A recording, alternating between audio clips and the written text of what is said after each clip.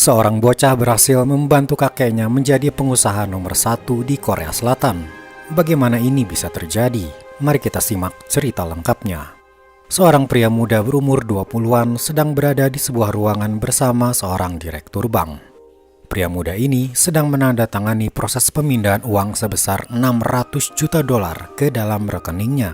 Si direktur bank juga terkesima bagaimana bisa orang semuda ini bisa punya uang sebanyak itu. Untuk menjawab pertanyaan tersebut, kita akan flashback ke beberapa waktu sebelumnya. Pria muda ini bernama Hyun Woo. Profesinya adalah seorang manajer kepala aset di perusahaan besar bernama Sunyang. Suatu hari sedang berlangsung acara penting di Sunyang, yaitu pengalihan kekuasaan. Kekuasaan Sunyang yang saat ini dipegang oleh pria bernama Jin Yong yang akan diserahkan pada anaknya bernama Jin Song. Tapi ada masalah internal antara ayah dan anak ini. Jin Song terlihat terburu-buru masuk ke dalam gedung hendak bertemu ayahnya. Dia sempat dilarang istrinya, tapi tampaknya amarahnya tak bisa mereda.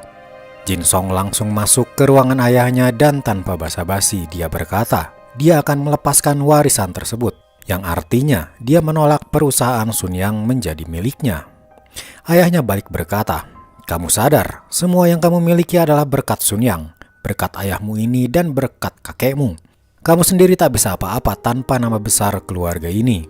Jin Song melepas tangan ayahnya dan hendak pergi dari ruangan. Tapi tiba-tiba ayahnya merasakan sakit di dada. Tepat saat itu masuklah Hyun Woo karena acara sudah dimulai.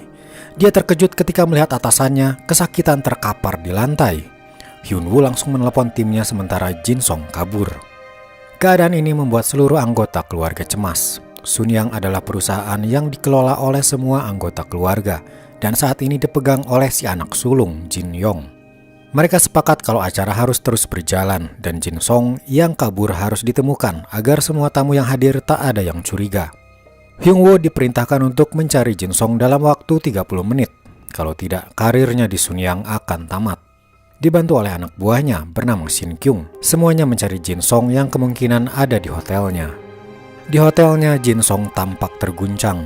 Dia hanya menatap nanar akuarium di ruangannya, bahkan pelayannya tak dia hiraukan. Tiba-tiba Jin Song mengamuk tak terkendali. Tak lama muncullah Hyun Woo, tapi tak sengaja dia langsung terkena pukulan dari Jin Song. Tanpa menghiraukan lukanya, Hyun Woo dengan tenang meminta Jin Song untuk kembali ke acara itu. Hyun Woo berjanji, fakta Jin Song ada di ruangan ketika ayahnya jatuh sakit tak akan dia beritahukan pada siapapun. Jin Song dengan arogannya malah menuangkan air ke kepala Hyun Woo, tapi akhirnya dia setuju untuk kembali ke sana. Akhirnya Jin Song kembali dan memberikan pidato di acara itu, membuat pemindahan kekuasaan berjalan lancar. Kini perusahaan Sunyang telah berpindah ke tangan Jin Song. Hyun Woo adalah manajer aset di Sunyang, tapi tak jarang dia mendapat perintah yang merendahkan dirinya, seperti membersihkan toilet untuk para keluarga Sunyang. Hal itu dengan sabar ia lakukan karena kondisi ekonominya pas-pasan. Ibunya telah meninggal dan dia perlu membiayai adiknya kuliah untuk menjadi PNS. Di hari peringatan kematian ibunya, Hyun Woo sedikit emosi ketika ayahnya berkata, seharusnya Hyun Woo mulai memikirkan masa depan, menikah lalu memiliki keluarga. Dia pun pergi dari rumah. Keesokan harinya, kantornya kedatangan tamu tak diundang. Para penyidik menggeledah kantornya karena ada laporan proses pemindah kekuasaan Sunyang kemarin diduga ilegal. Pimpinan penyidik adalah seorang jaksa wanita bernama Min Yong yang dijuluki sebagai malaikat maut Sunyang. Dia terkenal tak basa-basi jika ada kasus yang berkaitan dengan Sunyang. Tapi sayangnya ketika hasil penyidikan selesai, mereka tak menemukan bukti mencurigakan. Sunyang tak terbukti melakukan tindakan ilegal. Di saat yang sama, Hyun Woo tengah melakukan pengaturan dokumen perusahaan Sunyang.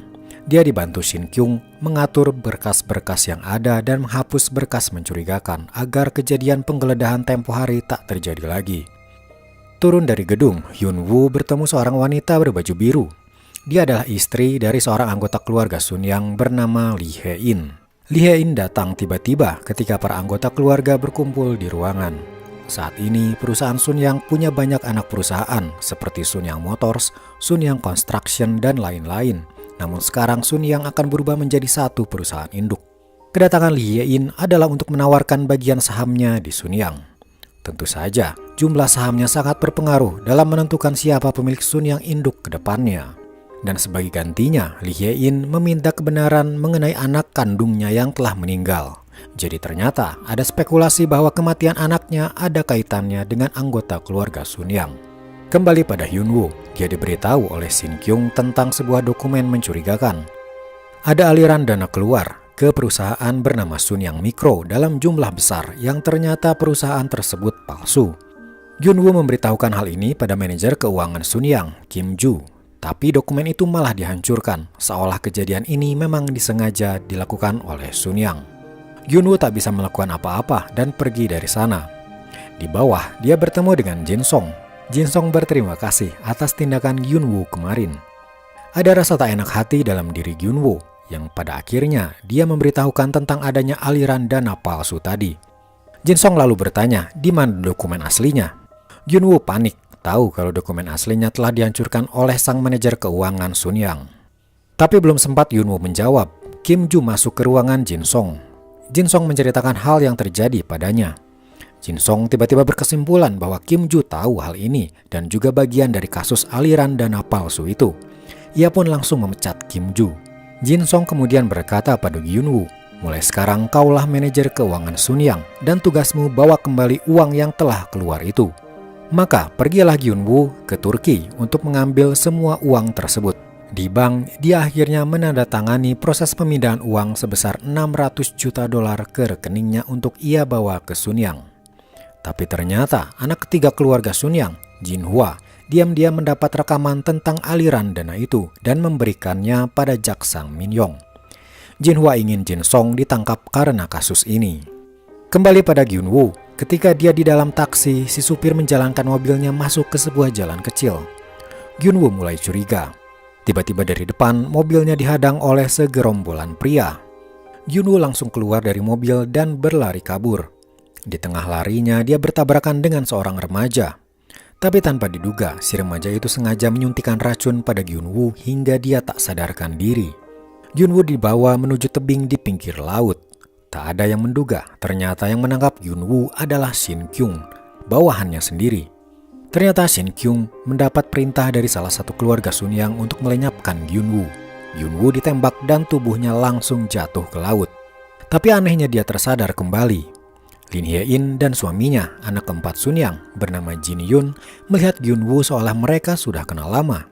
Hyun-woo melihat pantulan dirinya di kaca, yang telah berubah menjadi anak kecil. Dia panik dan membuat seisi mobil bingung dibuatnya.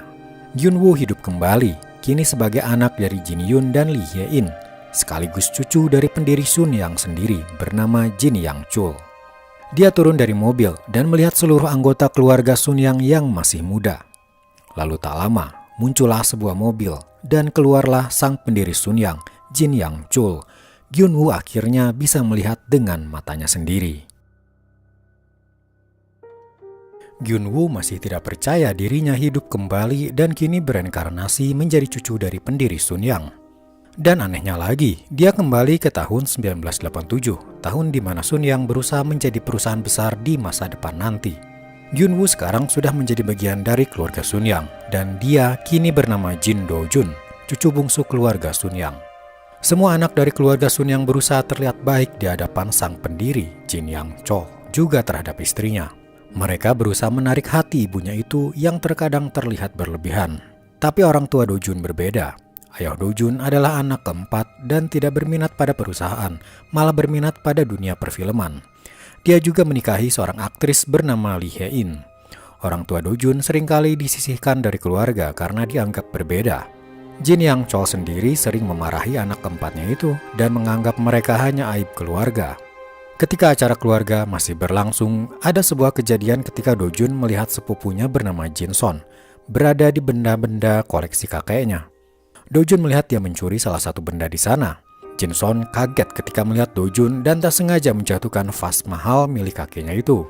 Tapi Jin Son malah memutarbalikkan fakta dan berkata bahwa Do-jun lah yang memecahkannya. Terlihat kalau kakeknya itu lebih memihak Jin Son daripada Do-jun. Namun tiba-tiba, Do-jun menyadari sesuatu. Jika ini tahun 1987, maka orang tua asli Hyun-woo pasti masih hidup.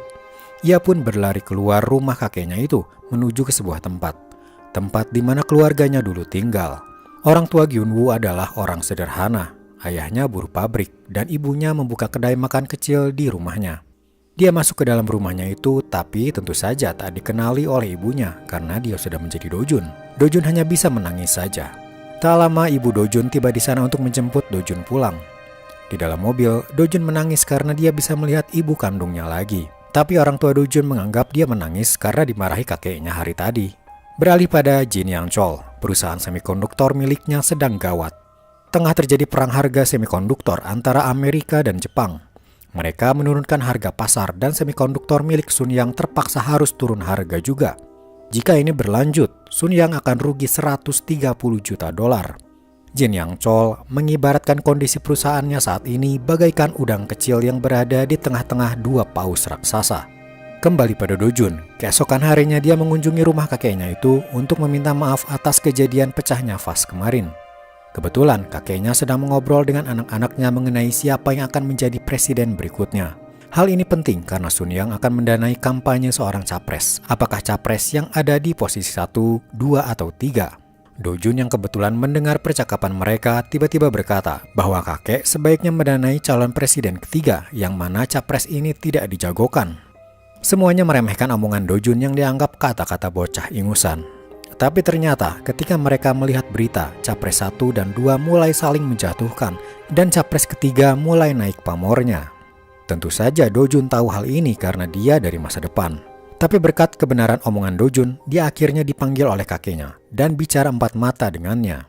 Dojun juga menyarankan sebaiknya kakeknya mendanai capres ketiga ini dari sekarang, bukan ketika sudah jadi presiden. Hal itu akan sangat menguntungkan Sun Yang, karena capres tersebut pasti akan sangat berterima kasih. Jin Yang Chol lalu mengajukan satu pertanyaan tentang masalah perang harga antara Jepang dan Amerika pada cucunya itu. Jika ada dua paus raksasa bertarung, bagaimana cara udang kecil yang berada di tengah bisa menang melawan mereka? Dojun tak sanggup menjawab pertanyaan ini dan kakeknya juga tak berharap lebih padanya. Tapi jauh di dalam hati Jin Yang Chol, dia masih ingin mempertahankan perusahaan Sun Yang semikonduktornya itu. Karena menurut dia, semikonduktor adalah teknologi yang bisa dipakai di masa depan. Kembali pada Dojun, ketika melihat di majalah tentang perang harga Jepang-Amerika, dia akhirnya paham apa maksud kakeknya itu. Dia langsung menelepon kakeknya, tapi dia sedang tak ada di rumah. Jin Yang Chol sedang pergi ke Baghdad untuk menjual perusahaan Sun Yang semikonduktornya. Dojun tersadar, jika sesuai sejarah, pesawat yang ditumpangi Jin Yang Chol dari Baghdad ke Korea akan kecelakaan karena teror bom. Dia langsung berlari ke rumah kakeknya langsung untuk menghindari sejarah itu terulang. Dojun bertemu neneknya dan berkata dia harus bicara dengan kakeknya sekarang juga. Dia menelepon langsung ke Baghdad dan memberi sebuah pesan penting dengan harapan kakeknya menunda penerbangan. Beberapa waktu kemudian, sebuah berita ditayangkan di TV. Telah terjadi kecelakaan pesawat rute Baghdad Korea dan nama Jin Yang Chol ada di antara para penumpang. Semua anggota keluarga menangis histeris tak percaya. Dojun hanya terdiam, merasa dirinya telah gagal memperbaiki sejarah. Tapi tiba-tiba Jin Yang Chol muncul tiba-tiba dari pintu dan masuk ke rumah. Dia berkata dirinya terbang dengan pesawat lain karena dia ingin lebih cepat sampai di Korea, disebabkan sebuah pesan telepon yang ia terima. Ternyata pesan Dojun waktu itu sampai pada Jin Yang Chol, yang membuat dia mengurungkan niatnya untuk menjual Sun Yang semikonduktor. Pesan dari Dojun itu adalah, cara agar udang bisa menang melawan dua paus raksasa yang bertarung adalah dengan menjadi lebih besar. Jadilah udang besar dan menangkanlah pertarungan itu. Dari pesan itu, Jin Yang Chol memutuskan untuk membeli perusahaan semikonduktor lain, hingga membuat Sun Yang semikonduktor lebih besar dari sebelumnya. Selain itu, Jin Yang Chol juga mendukung dan mendanai kampanye capres nomor 3 yang saat ini sudah menjadi presiden. Sun Yang jadi punya hak untuk memonopoli produksi semikonduktor di seluruh Korea. Udang kecil itu kini telah menjadi besar dan bisa bertarung dengan para paus. Jin Yang Chol akhirnya mulai menerima Dojun sebagai cucunya yang bisa dia harapkan. Sebagai hadiah, Dojun meminta untuk membiayai kuliah dirinya masuk di jurusan hukum Universitas nomor 1 di Korea. Dia juga meminta tanah pada kakeknya itu di sebuah kawasan bernama Bundang. Jin Yang Chol berkata kawasan itu adalah lahan tak berguna. Tapi Dojun tahu masa depan, lahan itu akan berguna pada waktunya. Waktu pun terus berlalu hingga Dojun beranjak dewasa dan kini sudah kuliah. Sesuai harapan, dia masuk ke universitas ternama jurusan hukum. Selain itu, tanah yang dulu pernah ia minta belikan, kini kawasannya sudah berubah menjadi kawasan elit dengan apartemen mewah berjejer. Dari tanah itu, Dojun mendapat keuntungan penjualan sebesar 24 juta dolar yang kemudian dia langsung menukarkan semuanya itu dengan dolar Amerika. Sempat ada rasa iri atau juga curiga dari para anak Jin Yang Chol. Bagaimana anak umur 20 tahun bisa punya uang 24 juta dolar? Tapi si anak sulung Jin Yong berkata, uang itu sama dengan nyawa ayah mereka yang selamat dari kecelakaan pesawat dulu. Berkat Dojun, Jin Yang Chol masih hidup sampai sekarang. Dojun juga membantu ayahnya berinvestasi di dunia perfilman. Karena dia tahu masa depan, dia menyarankan kepada ayahnya membeli lisensi Home Alone yang awalnya diragukan bisa laku. Ternyata film itu laku keras, terutama pada saat Natal, membuat ayahnya untung besar. Kemudian Dojun juga bertemu dengan si malaikat maut Sun Yang, Min Yong, yang terlihat masih muda. Dojun dan ayahnya kemudian pergi ke New York untuk memilih film apa lagi yang harus mereka investasikan, yang pada akhirnya mereka memilih membeli lisensi Titanic agar bisa tayang di Korea. Tentu saja Dojun sudah tahu Titanic akan meledak di pasaran pada waktunya nanti. Di New York, tak sengaja Dojun bertabrakan dengan seorang pria bernama Sehyun. Sehyun adalah seorang ahli investasi di Amerika, tapi berkebangsaan Korea, pemilik perusahaan bernama Power Shares. Dojun melihat Sehyun bisa membantunya melakukan sesuatu yang besar. Suatu hari, dia bertemu lagi dengan Sehyun dan meminta untuk bekerja sama. Dojun berkata dirinya punya insting kuat tentang investasi mana yang bisa menguntungkan. Sebagai bukti, di TV sedang ada acara pertandingan catur antara juara dunia melawan komputer. Sebagian besar orang menebak kalau sang juara dunia yang akan menang. Tapi Dojun berkata komputerlah yang akan menang. Jadi sebaiknya Sehyun berinvestasi di perusahaan komputer bernama IBM. Sesuai perkiraan Dojun, acara itu mengumumkan pemenangnya adalah komputer. Itu pastinya membuat harga saham komputer IBM naik pesat dan siapapun yang punya saham di sana akan untung besar. Sehyun mulai percaya pada Dojun dan setuju untuk bekerja sama. Kembali pada Jin Yang Chol. Dia dan anak-anaknya sedang rapat mengenai pembelian perusahaan baja bernama Hando Steel. Perusahaan itu bisa membantu Sun Yang Motors dalam memproduksi mesin mobil. Tapi harga yang ditawarkan adalah 500 juta dolar, sedangkan Jin Yang Chol hanya mau menggelontorkan uang 300 juta dolar. Tak hanya itu, saingan terbesar Sun Yang bernama perusahaan Daewoo kabarnya menginginkan Hando Steel juga, karena Daewoo juga memproduksi mobil, alat berat, dan kapal. Jin Yang Chol tetap bersikeras menginginkan Hando Steel untuk menjadi miliknya dan dia melimpahkan tanggung jawab ini pada anak sulungnya Jin Yong.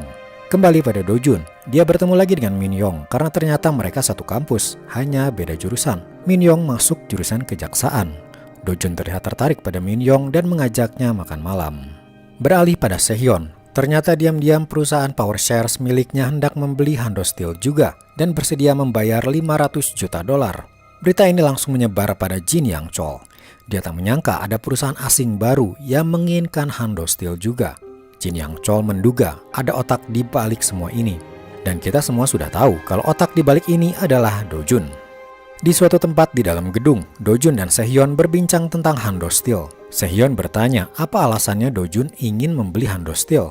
Jelas-jelas ini berarti Dojun menentang kakeknya sendiri. Tapi ternyata Sehyun sadar, Dojun memang sengaja ingin menentang kakeknya itu dan ingin menguasai perusahaan Sun Yang untuk dirinya sendiri. Suasana hati Jin Yang Chol semakin tak karuan, karena bukan hanya Hando Steel sulit untuk ia dapatkan, tapi juga ketika dia melihat mobil produksi pabrikannya sendiri mengalami masalah pada mesin dan meledak di jalur pacu. Ini menandakan dia benar-benar butuh Hando Steel untuk mendapat kualitas mesin mobil yang lebih baik, tapi harga Hando Steel terlalu mahal. Ditambah lagi, kejadian ledakan mobil itu dia saksikan bersama saingannya pemilik perusahaan Daewoo bernama Ju Yong. Dia melihat sendiri bagaimana gusarnya Jin Yang Chol yang saat ini dalam kekalutan. Namun, masalah Hando Steel ini tampaknya dimanfaatkan oleh anak nomor 2 Jin Yang Chol bernama Jin Dong. Dia tak suka jika kakaknya berhasil mendapatkan Hando Steel, maka dari itu dia punya rencana. Pertama, dia memata-matai Power Shares, yang kemudian dia mendapat foto-foto Dojun sering keluar masuk gedung Power Shares. Info ini langsung dia berikan pada ayahnya. Setelah itu, Jin Yang Chol mengundang pimpinan Power Shares, Sehyun, untuk mendiskusikan Hando Steel. Ketika mereka berbincang, Jin Yang Chol bertanya apakah cucunya itu ikut berinvestasi dalam rencana pembelian Hando Steel. Sehyun berkata, awalnya memang Dojun berinvestasi di Power Shares, tapi dia berinvestasi di sebuah website jualan buku bernama Kadabra, yang di masa depan Dojun tahu itu berubah menjadi Amazon, website nomor 1 marketplace dunia. Sehyeon juga berkata, ada seorang anak Jin Yang Chol yang diam-diam ingin menggagalkan Sun Yang membeli Hando Steel. Dialah Jin Dong. Jin Dong bahkan memberi bantuan dana pada Daeyong, perusahaan saingan Sun Yang, agar Hando Steel bisa dibeli oleh Daeyong. Tapi di luar dugaan, Jin Yang Chol tidak marah, malahan dia membiarkan hal ini. Dia menganggap itu wajar sebagai pengusaha untuk melobi perusahaan lain. Menurutnya, jika pengusaha lebih mementingkan keluarganya, dia tak akan mendapatkan keuntungan. Di sisi lain, si anak sulung Jin Yong yang ditugaskan untuk membeli Hando Steel terlihat sangat pusing. Apalagi ternyata Power Shares telah menaikkan tawaran harga Hando Steel menjadi $650 juta. Parahnya lagi, Daeyong bersedia membayar $700 juta. Jin Yong mau tak mau mengeluarkan semua uang yang ada, bahkan dari kantongnya sendiri. Tapi itu juga masih belum cukup. Tiba-tiba datanglah anak ketiga keluarga Sun Yang, Jin Hwa. Jin Hwa berkata dia akan memberikan bantuan uang pada Jin Yong asalkan Jin Yong membantu suaminya untuk berkarir di dunia politik. Lobi-melobi itu akhirnya menghasilkan kemenangan bagi Sun Yang. Walaupun harus berutang sana-sini, Sun Yang berhasil membeli Hando Steel seharga 750 juta yang awalnya hanya berharga 500 juta saja. Tak ada yang menyangka kenaikan harga Hando Steel tersebut adalah karena Do Jun. Dia berhasil menguras kantong uang Sun Yang lebih dalam dan berhutang sangat besar, $750 juta, hanya untuk sebuah perusahaan Hando Steel. Tapi apa sebenarnya yang menjadi incaran Do Jun ini? Apakah dia ingin meruntuhkan Sun Yang atau malah ingin mengambil alih Sun Yang? Tahun 1998 adalah tahun kelam bagi negara Korea Selatan. Negara secara tak terduga masuk ke dalam masa krisis. Banyak perusahaan tiba-tiba berhenti beroperasi, bahkan memecat puluhan ribu karyawannya. Bukan hanya itu, negara pun meminta para pemilik perusahaan untuk merestrukturisasi perusahaannya, dan perusahaan itu harus menyerahkan aset pribadi mereka demi kepentingan negara. Hal ini tentu saja membuat Jin Yang Chol gusar, karena salah satu perusahaannya bernama Sun Yang Motors terancam harus menyerahkan asetnya pada negara. Dia harus segera melakukan sesuatu agar perusahaannya tetap berdiri. Sementara itu, Do Jun, sang cucu dari Jin Yang Chol, sudah tahu hal ini akan terjadi. Dia langsung berencana untuk membeli perusahaan nomor 2 di Korea bernama Ajin Motors. Di masa krisis ini, Ajin Motors sedang kesulitan uang, dan Do Jun bersama Sehyeon dan Miracle Investment-nya akan membantu Ajin Motors agar tetap berdiri. Tapi sebenarnya ada alasan pribadi dari Do Jun kenapa ia ingin membeli Ajin Motors. Ayah aslinya ketika Do Jun masih sebagai Hyun Woo adalah pegawai pabrik Ajin Motors. Di kehidupannya dulu, Hyun Woo melihat sendiri ayahnya di PHK. Dan musibah terbesarnya akibat dari PHK itu adalah ibunya terkena serangan jantung dan meninggal. Do Jun kini tak ingin hal itu terulang lagi. Makanya dia bersikeras untuk membeli Ajin Motors dan mempertahankan para pekerja di sana. Tapi hal itu ternyata tak mudah. Karena kakek Do Jun, Jin Yang Chol, ternyata menginginkan Ajin Motors juga untuk di-merger atau digabung dengan Sun Yang Motors. Tujuannya adalah membuat Sun Yang Motors lebih besar dan terhindar dari kebangkrutan akibat masa krisis. Tapi Ajin Motors ini punya utang besar. 30% dari nilai keseluruhan perusahaan adalah berupa hutang. Suatu hari, Do Jun pergi ke rumah orang tuanya. Di sana dia melihat di rumahnya sudah banyak surat tagihan hutang. Restorannya pun sepi pengunjung. Ibunya benar-benar dalam keadaan yang sulit. Do Jun mampir dan meminta untuk dibuatkan sup kimchi. Ibunya lalu berkata, Do Jun ini mirip anaknya karena dia juga sama, tak suka dengan telur mentah di atas sup kimchi. Do Jun hanya diam saja. Perasaannya sedih, tak tega, dan rindu bercampur jadi satu. Di sana, Do Jun juga melihat ibu dan ayahnya bertengkar karena sampai saat ini Ajin Motors belum juga beroperasi. Dan ayahnya bersikeras tetap ingin di Ajin Motors, sementara ibunya ingin ayah mencari pekerjaan baru demi bisa membiayai sekolah anak-anak. Melihat pertengkaran itu, Do Jun sadar dia harus segera menyelamatkan Ajin Motors demi orang tuanya ini. Beralih pada Jin Yang Chol, dia mendengar berita Miracle Investment akan membeli Ajin Motors terlebih dahulu. Dia langsung kesal dan mencoba strategi baru untuk menghadapi masalah ini. Jin Yang Chol kebetulan akan berbesan dengan salah satu pemilik media surat kabar terbesar di Korea bernama Media Hyun Sung.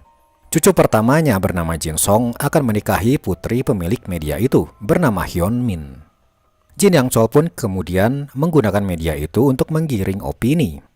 Keesokan harinya, di koran langsung tersiar berita kalau Ajin Motors akan diakuisisi oleh Miracle Investment, sebuah perusahaan asing dari luar Korea. Berita ini langsung membuat para karyawan Ajin Motors berdemo, tidak mau menerima hal itu. Efek dari berita ini bisa sangat buruk. Jika masyarakat termakan berita ini, Ajin Motors tidak akan beroperasi karena tidak ada yang mau membeli produk mereka karena Ajin kini sudah milik asing. Tentu saja hal ini membuat Do Jun kewalahan dan tak menyangka kakeknya akan menggunakan media untuk menggiring opini publik. Ditambah lagi, Jin Yang Chol sekarang ini sedang bertemu presiden karena presiden akan membuat Ajin Motors dan Sunyang Motors bersatu. Tapi Jin Yang Chol tak tahu, ternyata penyatuan dua perusahaan itu berada di bawah perusahaan Daeyong yang merupakan milik musuh bebuyutan Jin Yang Chol. Jin Yang Chol tak bisa menolak perintah presiden ini karena sebenarnya Jin Yang Chol tak punya cukup uang untuk membeli Ajin Motors secara mandiri. Makanya dia terpaksa harus berada di bawah Daeyong, musuh bebuyutannya itu. Sementara itu, Do Jun belum juga menyerah untuk memiliki Ajin Motors demi agar ayahnya tidak di-PHK. Dia pun punya strategi baru dan meminta Sehyeon untuk melaksanakannya. Sehyeon langsung menemui Jin Yang Chol dan berkata, Miracle Investment akan menyediakan uang agar Jin Yang Chol bisa membeli Ajin Motors secara mandiri, sekaligus melunasi seluruh hutang-hutang Ajin Motors. Tidak main-main, uang yang Miracle siapkan adalah $1,5 miliar. Dengan ini, Jin Yang Chol akan bisa memiliki Ajin Motors sepenuhnya, tak lagi di bawah Daeyong, musuh bebuyutannya itu. Selain itu, penyatuan Ajin Motors dan Sunyang Motors bisa membuat perusahaan ini menjadi 10 perusahaan terbesar di dunia. Sebagai gantinya, Miracle Investment meminta 17% dari saham perusahaan merger tersebut dan memberi syarat untuk mempertahankan seluruh karyawan Ajin Motors tanpa PHK seorang pun. Jin Yang Chol yang mendengar persyaratan ini langsung menyetujuinya dan menyampaikan hal ini kepada presiden. Mendengar hal ini, presiden pun setuju.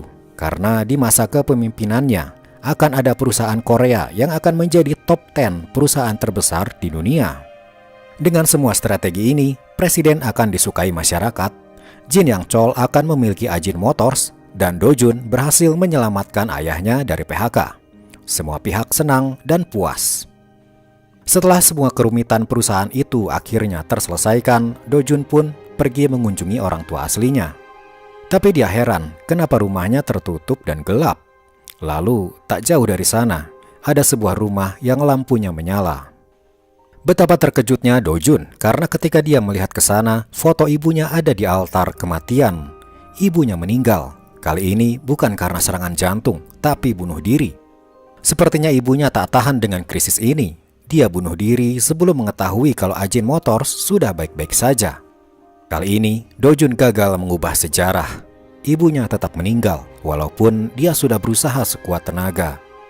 Dengan rasa kalut dan masih tak percaya, dia kembali ke rumah orang tuanya dengan cara mendobrak masuk menghancurkan pintu kaca. Do Jun mencari-cari dokumen di sana, sembari dirinya mengingat kembali masa-masa dulu bersama ibunya. Bagaikan melihat film yang terpampang di hadapannya, ingatan masa lalu Do Jun kembali ketika dia bersama ibunya mengobrol tentang keinginannya untuk masuk kuliah. Ibunya benar-benar kesulitan uang, tapi Do Jun ingin sekali masuk kuliah. Dengan rasa berat hati, ibunya mengiyakan keinginan anaknya itu dengan perasaan sedih. Ingatan itu membuat Do Jun benar-benar rindu akan sosok ibunya yang kini sudah meninggal untuk kedua kalinya bagi Do Jun. Di rumah itu, Do Jun menemukan beberapa dokumen penting. Ternyata selama ini ibunya berinvestasi di perusahaan Sunyang Life Science, perusahaan yang kini sudah dijual. Akibat dijualnya Sunyang Life Science, para investor kecil di sana menjadi korban karena uang yang mereka investasikan hangus, tak bisa kembali. Do Jun pun mencari tahu kenapa ibunya sampai berinvestasi seperti itu. Karena setahu Do Jun, ibunya bukan tipe orang yang suka berinvestasi. Dia pun pergi ke perpustakaan kampus untuk mencari tahu tentang ini. Tapi kebetulan dia berpapasan dengan Min Yong. Selama ini Min Yong menyukai Do Jun dan mencoba mendekatinya. Tapi Do Jun selalu menghindar sehingga Min Yong menganggap Do Jun meremehkan dirinya. Do Jun pun menjelaskan kalau dirinya bukan meremehkan Min Yong, tapi Do Jun merasa dirinya tak pantas bagi Min Yong. Do-jun kembali pada tujuannya, yaitu mencari tahu tentang Sunyang Life Science. Dibantu oleh Sehyeon, dia mendapat info kalau Sunyang Life Science adalah perusahaan yang investor besarnya bernama Neinos. Tepat sehari sebelum Sunyang Life Science dijual, Neinos menjual seluruh sahamnya sehingga selamat dari kehangusan. Sementara para investor kecil yang masih berinvest di dalam Sunyang Life Science, uangnya hangus tak bisa kembali. Do-jun kini tahu kalau sebenarnya Neinos adalah gabungan dari mantan petinggi keuangan Sunyang. Jadi dengan kata lain, Sunyang Life Science menggunakan Neinos agar bisa selamat dari kerugian karena saham terbesarnya dimiliki oleh pihak mereka sendiri. Malahan dengan terjualnya Sunyang Life Science, Jin Yang-chol berhasil untung $90 juta dengan mengorbankan para investor kecil, orang-orang seperti Ibu Do-jun. Do-jun pun langsung datang ke kantor kakeknya dan menanyakan tentang Sunyang Life Science ini. Kakeknya berkata, dia terpaksa menjual Sunyang Life Science karena ada perintah presiden saat itu. Jin Yang-chol berhasil keluar dari kerugian, malah dia mendapat untung, walaupun dengan cara mengorbankan para masyarakat kecil yang sudah berinvestasi. Sementara itu, kita beralih dulu pada Song Jun, cucu pertama Jin Yang-chol. Dia kini baru saja dilantik menjadi direktur perusahaan Sunyang Construction. Tentu saja karena dia seorang cucu Jin Yang-chol, jadi dia bisa menduduki jabatan tertinggi di sana. Ketika acara makan keluarga di keluarga Jin Yang-chol diadakan, Song Jun berkata, tujuan dia menjadi pemimpin Sunyang Construction adalah untuk mengembalikan perusahaan itu ke arah yang lebih baik, karena selama ini Sunyang Construction memang tidak begitu menguntungkan.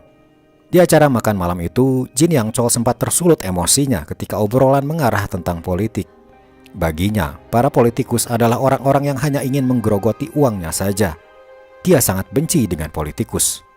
Menantunya yang bernama Chang Jae kebetulan seorang jaksa dan dia selalu diremehkan di keluarga karena dianggap bersinggungan dengan politik dan dia bisa berkarir hanya karena dia menantu seorang Jin Yang-chol. Hal itu tentu membuat istrinya marah dan tak terima, sementara Chang Jae cuma bisa terus-terusan membungkuk meminta maaf, terlihat tak punya ketegasan. Pada suatu hari, Jin Yang-chol mengajak cucu pertamanya, Song Jun, untuk melihat sebuah kawasan kosong yang luas. Kawasan itu bernama Sangam, sebuah kawasan yang nantinya akan menjadi kota baru, yang di dalamnya ada stadion sepak bola Piala Dunia dan banyak gedung-gedung baru akan dibangun. Jin Yang-chol memberikan proyek mega besar, pembangunan kota baru pada cucunya itu. Tak main-main, uang yang akan digelontorkan sebesar $5 miliar. Tapi di sisi lain, ternyata Do-jun pun punya minat terhadap kawasan Sangam ini. Dia menginginkan kawasan itu untuk menjadi kota dengan pusat budaya dan digital. Dia berkata pada Sehyeon, kalau suatu hari nanti, Korea Selatan akan menjadi pusat budaya, terutama dalam hal musik dan drama. Tentu saja dia tahu, dia kan dari masa depan. Untuk mewujudkan kota impiannya itu, Do-jun perlu membeli sebuah perusahaan konstruksi. Pilihannya jatuh pada sebuah perusahaan bernama Jia Construction. Alasan kenapa memilih perusahaan ini adalah karena para petingginya diduga pernah melakukan penggelapan uang. Tapi, kenapa Do-jun malah memilih perusahaan yang di dalamnya ada kasus seperti itu? Hal ini ada hubungannya dengan Chang Jae, menantu Jin Yang-chol yang sering diremehkan di keluarga besar Sunyang. Do-jun akan melakukan strategi jenius untuk bisa mendapatkan proyek kota impiannya itu. Jadi, tahun itu adalah tahun pemilihan wali kota Seoul yang baru. Dan pengesahan pembangunan kota baru di Sangam akan bergantung pada keputusan wali kota baru. Do-jun perlu wali kota yang bisa ia ajak bekerja sama, dan pilihannya jatuh pada Chang Jae. Sehyeon bertugas untuk mendekati Chang Jae dengan memberikan semangat dan pujian kalau Chang Jae adalah sosok yang tepat untuk menjadi wali kota. Sehyeon atas nama Miracle Investment akan mendanai semua kampanye Chang Jae sampai dia berhasil menjadi wali kota. Sebagai imbalannya, Sehyeon ingin Jia Construction menjadi perusahaan konstruksi tunggal dalam pembangunan kota baru di Sangam. Istri Chang Jae yang merupakan anak ketiga Jin Yang-chol awalnya ragu karena dia tahu Sunyang Construction milik ayahnya mengincar proyek ini juga. Tapi Sehyeon berjanji dia akan merahasiakan negosiasi ini, tak ada seorang pun yang tahu. Hingga pada akhirnya Chang Jae dan istrinya setuju untuk menjadikan Chang Jae sebagai wali kota baru. Langkah awal Chang Jae untuk mendapat simpati publik adalah dengan membongkar kasus besar, yaitu kasus penggelapan yang terjadi di Jia Construction. Itulah kenapa di awal Do-jun memilih Jia Construction agar dia bisa dengan mudah menghabisi para petinggi korup yang ada di dalam Jia Construction, sehingga akhirnya dia bisa membeli perusahaan itu dengan mudah. Strategi Dojun ini berhasil. Chang Jae muncul di berbagai media majalah dan koran, membuat elektabilitasnya naik dan bisa bersaing dengan para calon lain yang sudah berpengalaman. Sementara itu, Jin Yang Chol melihat kejadian tak terduga ini dengan geram. Dia tak menyangka menantunya sendiri akan mencalonkan menjadi wali kota. Dia pun langsung meminta menantunya itu untuk menemuinya. Dengan rasa gugup, Chang Jae menemui Jin Yang Chol di ruangannya. Jin Yang Chol mencoba mempengaruhi Chang Jae agar berhenti menjadi calon wali kota. Tapi dengan mengumpulkan keberanian yang ada, Chang Jae berkata dia tak akan berhenti. Bahkan jika mau, dia bisa mengungkap kasus ilegal Sunyang Life Science, menyebarkannya ke publik karena dengan sengaja menjual saham pada pihaknya sendiri demi mendapat untung dan mengorbankan para investor kecil. Jin Yang Chol langsung terdiam tak berdaya, tak mampu menghentikan Chang Jae. Hingga akhirnya hari pemilu tiba, Chang Jae mendapat suara terbanyak dan berhasil menjadi wali kota Seoul yang baru. Song Jun datang menemui kakeknya dan memberi kabar kalau proyek di Sangam gagal didapatkan oleh Sunyang dan jatuh pada Jia Construction. Jin Yang Chol merasa tak puas dengan semua itu dan langsung meminta menantunya datang menemuinya. Kini Chang Jae telah menjadi wali kota dan terlihat lebih percaya diri. Dia menemui mertuanya itu dengan keberanian yang ia punya. Jin Yang Chol bertanya, kenapa malah Jia Construction yang dipilih bukan Sunyang? Dan apakah Miracle Investment ada di balik semua ini? Tapi Chang Jae hanya berkata, ini semua sudah dipertimbangkan demi masyarakat Seoul. Kemudian dia melanjutkan, jika ada yang ingin disampaikan lagi, Jin Yang Chol bisa menemuinya di kantor wali kota karena saat ini dirinya sedang sibuk. Sikap menantunya yang menentang dirinya itu membuat Jin Yang Chol sangat gusar. Suatu hari, tanpa diduga, kantor Miracle kedatangan para penyidik dari kejaksaan. Mereka mendapat laporan kalau Miracle menyuap Chang Jae. Sehyeon pun langsung dibawa ke kantor polisi. Di sana muncullah Hang Jae, orang kepercayaan Jin Yang Chol. Dia berkata, Jin Yang Chol ingin bertemu dengan pemegang saham terbesar Miracle Investment. Maka pertemuan Jin Yang Chol dan pemegang saham terbesar Miracle pun terjadi. Jin Yang Chol menunggu, dan ketika orang yang dia tunggu tiba, dia tak menyangka orang itu adalah cucunya sendiri, Dojun. Jin Yang Chol langsung marah dan berteriak. Dia juga menyadari, ternyata selama ini orang yang membuat dirinya harus membeli Hando Steel dengan harga super mahal adalah perbuatan Dojun juga. Dia tak menyangka kalau Dojun sejenius itu dalam berbisnis, tapi kejeniusannya ia pakai untuk melawan dirinya, kakeknya sendiri. Jin Yang Chol mengira kalau tujuan Dojun melakukan ini adalah agar dia bisa mewarisi Sunyang. Tapi ketika ditanya, jawaban Dojun sangat mengejutkan. Dojun ingin membeli Sunyang dengan uangnya sendiri. Seperti yang diketahui, selama ini Sunyang dikelola oleh anak-anak Jin Yang Chol. Dan ketika Jin Yang Chol tiada, Sunyang akan diwariskan pada anak sulung. Dengan hadirnya Dojun, terlihatlah bahwa sebenarnya anak-anak di keluarga Jin Yang Chol belum sejenius Dojun. Dan sebenarnya belum ada yang mampu menggantikan Jin Yang Chol. Jin Yang Chol kemudian berkata, dia akan memenjarakan Sehyeon karena kasus suap pada Chang Jae, sang wali kota baru. Tapi Dojun dengan tenang berkata, jika itu terjadi, bukankah akan buruk bagi Jin Yang Chol sendiri? Menantunya terlibat kasus suap, dan cucunya ikut juga terlibat. Ini akan jadi berita negatif bagi Sunyang. Belum lagi, ternyata diam-diam istri dari anak pertama Jin Yang Chol memiliki tanah di kawasan Sangam itu, yang artinya semua keluarga Jin Yang Chol bakal terlibat kasus suap ini. Hingga pada akhirnya, jika berita tersebar, publik akan beropini kalau semua ini dalangnya adalah Jin Yang Chol sendiri, sang pemimpin tertinggi keluarga. Tentu saja hal ini membuat Jin Yang Chol gemetar. Dia tak menyangka dirinya yang tidak ikut-ikutan jadi terseret juga di kasus besar ini. Akhirnya dengan terpaksa, Sehyeon dibebaskan dengan alasan tak ada bukti dan kasus suap itu dianggap tidak pernah ada. Jin Yang Chol kini harus melakukan sesuatu karena cucu bungsunya sekarang sudah menjadi musuh dalam selimut. Dia mendatangi cucu sulungnya, Song Jun, untuk membalas dendam kepada Dojun. Seperti diketahui, Song Jun adalah pemilik Sunyang Construction yang kalah tender dengan Jia Construction milik Dojun. Dan sampai saat ini pembangunan kota baru masih dipegang oleh Dojun. Tapi tiba-tiba di suatu siang, Dojun mendapat kabar bahwa semua pihak stasiun TV menarik keikutsertaannya untuk masuk ke kota barunya itu. Kota yang akan dibangun Dojun berbasis digital media, dan keikutsertaan para stasiun TV menjadi pilar utama pembangunan kota tersebut. Dengan mundurnya mereka, bisa-bisa pembangunan kota baru akan gagal. Do-jun sadar semua ini adalah ulah kakeknya. Sun-yang punya uang yang mengalir ke segala sektor di Korea, termasuk ke dalam stasiun TV. Ternyata Sun-yang mengancam para stasiun TV. Mereka tidak akan mendapat iklan yang merupakan sumber penghasilan utama mereka jika ikut dalam pembangunan kota baru. Ancaman itu berhasil dan Do-jun kini kebingungan. Tambah lagi, jika Do-jun gagal, maka proyek ini akan diserahkan pada Sun-yang Construction yang dipimpin oleh Song-jun. Tapi semua blueprint Do-jun tentang kota baru akan digunakan oleh Sun-yang. Ini ibarat karya Do-jun dicuri lalu digunakan dengan atas nama Sun-yang. Tapi Do-jun tak menyerah. Dia punya ide untuk membuat e-sport agar ada pihak media yang menyelenggarakannya dan ikut bergabung masuk ke dalam pembangunan kota baru. Cara itu membuahkan hasil. Ada satu media yang bersedia bekerja sama dan media itu ingin bertemu dulu dengan Do-jun.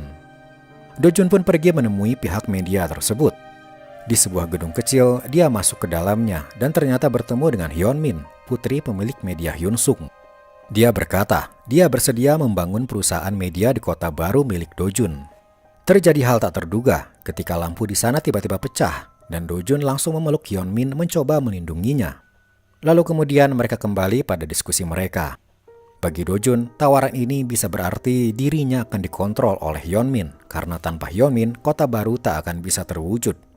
Do-jun pun memutuskan untuk menolak tawaran Hyun-min itu dan mencari jalan lain. Ia pun pergi dari sana. Penolakan itu sepertinya memberikan bekas mendalam pada Hyun-min karena sepertinya dirinya tertarik pada Do-jun. Tapi itu semua sudah berlalu. Perjodohan dirinya dengan Song-jun, sang cucu sulung Jin Yang-chol, akhirnya diteruskan hingga ke jenjang pernikahan. Song-jun pun merasa percaya diri karena kini proyek kota baru akan menjadi miliknya dan dia berhasil menggait putri dari perusahaan media terbesar Korea menjadi keluarga Sun-yang. Dia pun meminta saham Sun-yang yang sama besarnya dengan para anak-anak Jin Yang-chol pada kakeknya itu sebagai hadiah pernikahannya nanti. Semua terlihat berjalan lancar bagi keluarga Sun-yang saat ini. Tapi yang mereka tak tahu, diam-diam Jin Yang-chol punya rahasia. Ketika dia melakukan medical check up di rumah sakit beberapa waktu lalu, dia mendapat hasil mengejutkan. Menurut hasil medis, di bagian otak Jin Yang-chol terdapat kelainan dan tak bisa disembuhkan bahkan dengan operasi. Dia harus hidup dengan membawa penyakit ini sepanjang sisa hidupnya. Pernikahan Song-jun dan Hyun-min terlihat sebagai pernikahan paling sempurna bagi banyak orang. Dua orang dari keluarga super kaya bergabung saling berbesan, menyatukan kekuatan mereka. Tapi malam itu, sehari sebelum hari pernikahan, Jin Yang-chol terlihat murung, teringat penyakitnya kembali. Atau mungkin lebih tepatnya, dia sedang merenung bagaimana nasib perusahaan Sun-yang jika dirinya tiada. Sementara itu, Do-jun masih belum menyerah dengan ambisinya untuk membangun kota baru. Dia harus menemukan rekan media yang mau bergabung ke dalam proyek kota barunya agar proyek itu tidak jatuh ke tangan Sun-yang. Dia pun punya satu cara terakhir, cara yang tak pernah terfikirkan oleh siapapun. Dia mengunjungi sebuah rumah sakit. Di sana, seorang pria paruh-baya sedang dirawat. Dialah pemilik perusahaan Daeyong bernama Ju Yong-il. Seperti diketahui, Daeyong adalah musuh bebuyutan Sun-yang. Dan Do-jun menawarkan kerjasama pada Ju Yong-il. Awalnya Ju Yong-il enggan untuk bergabung karena media bukanlah spesialisasi perusahaan Daeyong. Tapi Do-jun menjelaskan sebenarnya ini bukan media. Saat ini sebuah stasiun TV bernama Buy and Sell sedang dijual. Stasiun TV ini berfokus pada kegiatan jual beli produk secara live di TV. Jika Daeyong membeli perusahaan itu, maka Daeyong bisa memonopoli semua transaksi di sana. Sebagai imbalannya, Do-jun meminta perusahaan Daeyong untuk masuk ke dalam kota baru yang akan ia bangun. Beralih pada pesta pernikahan Song-jun dan Hyun-min. Hyun-min terlihat cantik dalam balutan gaun pengantin. Song-jun datang ke ruangannya dan meminta waktu berduaan dengannya. Tanpa diduga, Song-jun berkata, sayang sekali jika kecantikan Hyun-min tak bisa ia pamerkan pada Do-jun yang saat itu memang belum datang. Ternyata pada malam di mana Do-jun dan Hyun-min bertemu, Song-jun melihat dari luar ketika mereka berdua berpelukan. Hyun-min terlihat marah karena kejadian waktu itu tak seperti yang terlihat. Ditambah lagi, Song-jun juga tetap ingin menikahi Hyun-min bukan atas dasar cinta, tapi karena ingin membalaskan dendamnya pada Hyunmin sekaligus pada Dojun. Mereka kini harus berpura-pura sebagai pasangan mesra, walaupun di antara keduanya tersimpan rasa benci yang membara. Ketika sesi foto keluarga, muncullah Dojun. Dia datang terlambat. Dia berdiri di samping Jin Yang Chol. Kakeknya itu berkata pada cucunya itu, "Lupakan rencanamu untuk membeli Sun Yang jika proyek kota barumu saja gagal ia dapatkan." Tapi Dojun sudah punya kartu as baru, dan kartu as itu kini datang mengunjungi Jin Yang Chol. Yong Il ada di ruangan dan bercerita tentang Dojun yang tiba-tiba datang sewaktu ia di rumah sakit. Dia berkata, perusahaan Daeyong miliknya telah bergabung dengan kota baru yang akan dibangun Dojun. Yong Il berpendapat, cara berbisnis Dojun adalah cara berbisnis Jin Yang Chol yang pernah ia lihat 50 tahun lalu. Kelihayan Dojun berbisnis ini tak ia temukan pada anak-anak Jin Yang Chol, tapi begitu ia melihat Dojun, dia sangat terkesan. Sementara itu, Dojun menemui Song Jun dan memberikan selamat atas pernikahannya. Tanpa basa-basi, Song Jun berkata pada Dojun untuk menyerah saja karena kota barunya akan jatuh pada Sun Yang. Tapi tiba-tiba telepon berdering. Ketika Song Jun mengangkat dan mendengar kabar dari telepon, dia langsung marah. Ternyata Dojun sudah punya partner media sehingga proyek kota baru tetap milik Dojun. Song Jun gagal mendapatkan proyek $5 miliar tersebut. Beralih pada Jin Yang Chol, ketika dia keluar dari ruangan sehabis mengobrol dengan musuh bebuyutannya, dirinya tiba-tiba jatuh. Penyakit di otaknya tampaknya mulai memberikan efek buruk bagi dirinya. Dia semakin gelisah saja dan tersadar kalau dirinya sudah harus melakukan sesuatu terhadap Sun Yang. Ketika pesta resepsi selesai, keluarga Sun Yang mengadakan makan malam bersama. Jin Yang Chol memberikan beberapa patah kata dan juga memberikan hadiah pernikahan pada cucunya.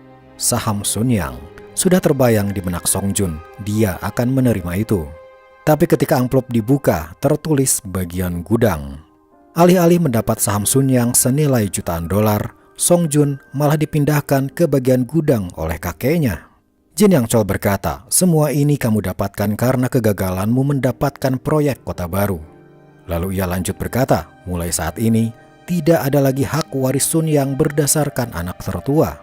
Siapapun kini berhak memiliki Sun Yang jika dia berkompeten dalam menjalankan perusahaannya dan membeli saham Sun Yang dengan uang mereka sendiri." Pernyataan Jin Yang Chol membuat seluruh keluarga panik karena selama ini mereka mendapatkan semuanya secara cuma-cuma.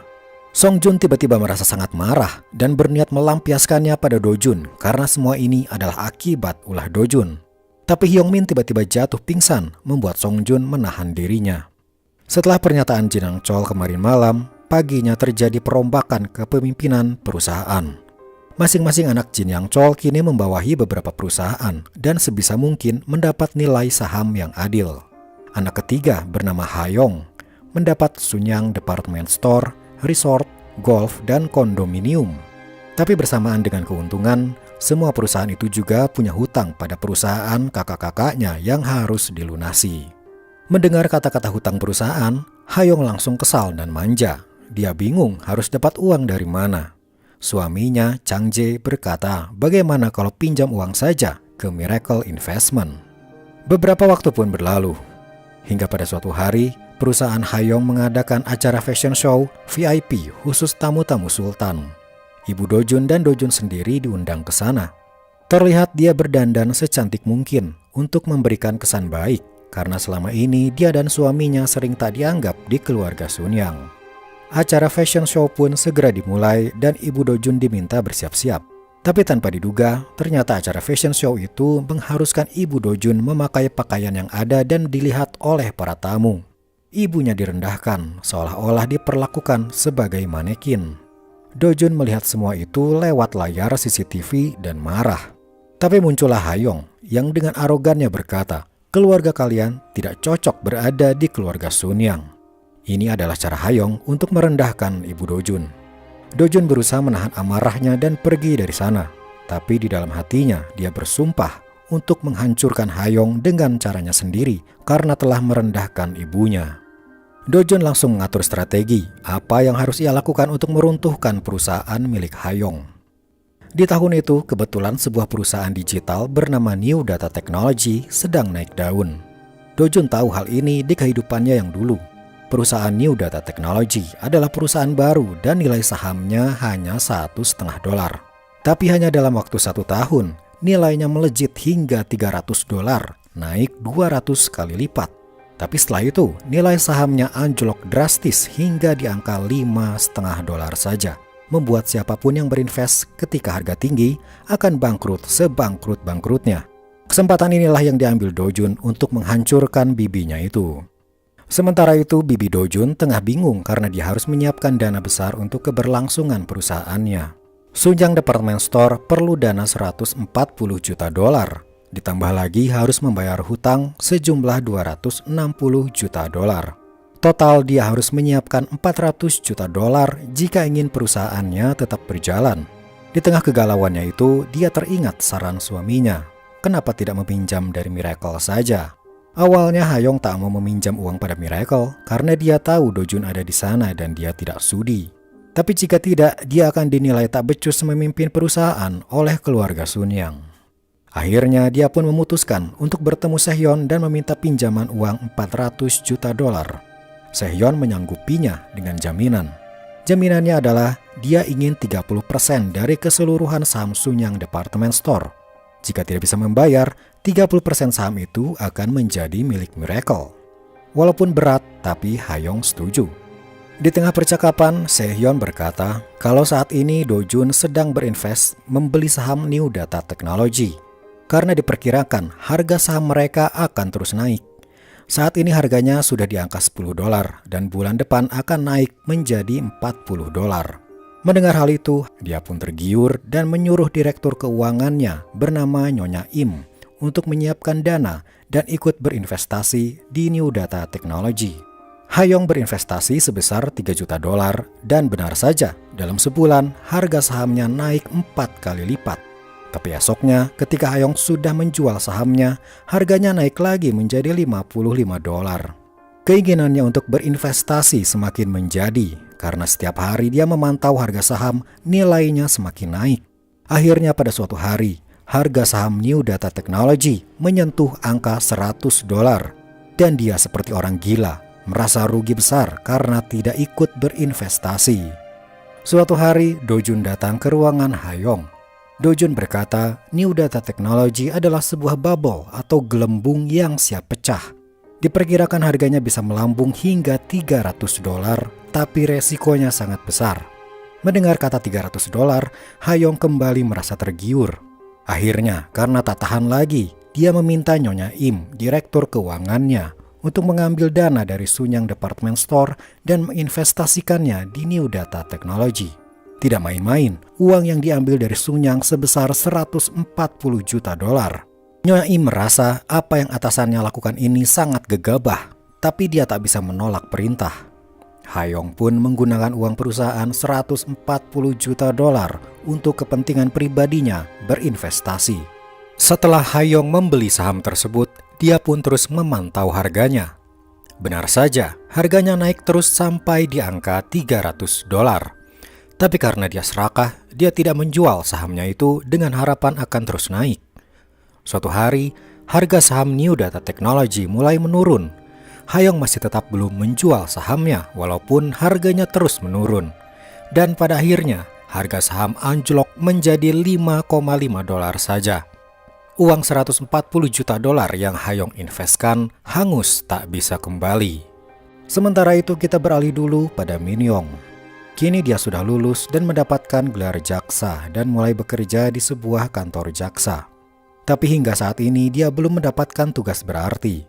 Suatu hari dia mendapat telepon dari orang yang tak ia sangka.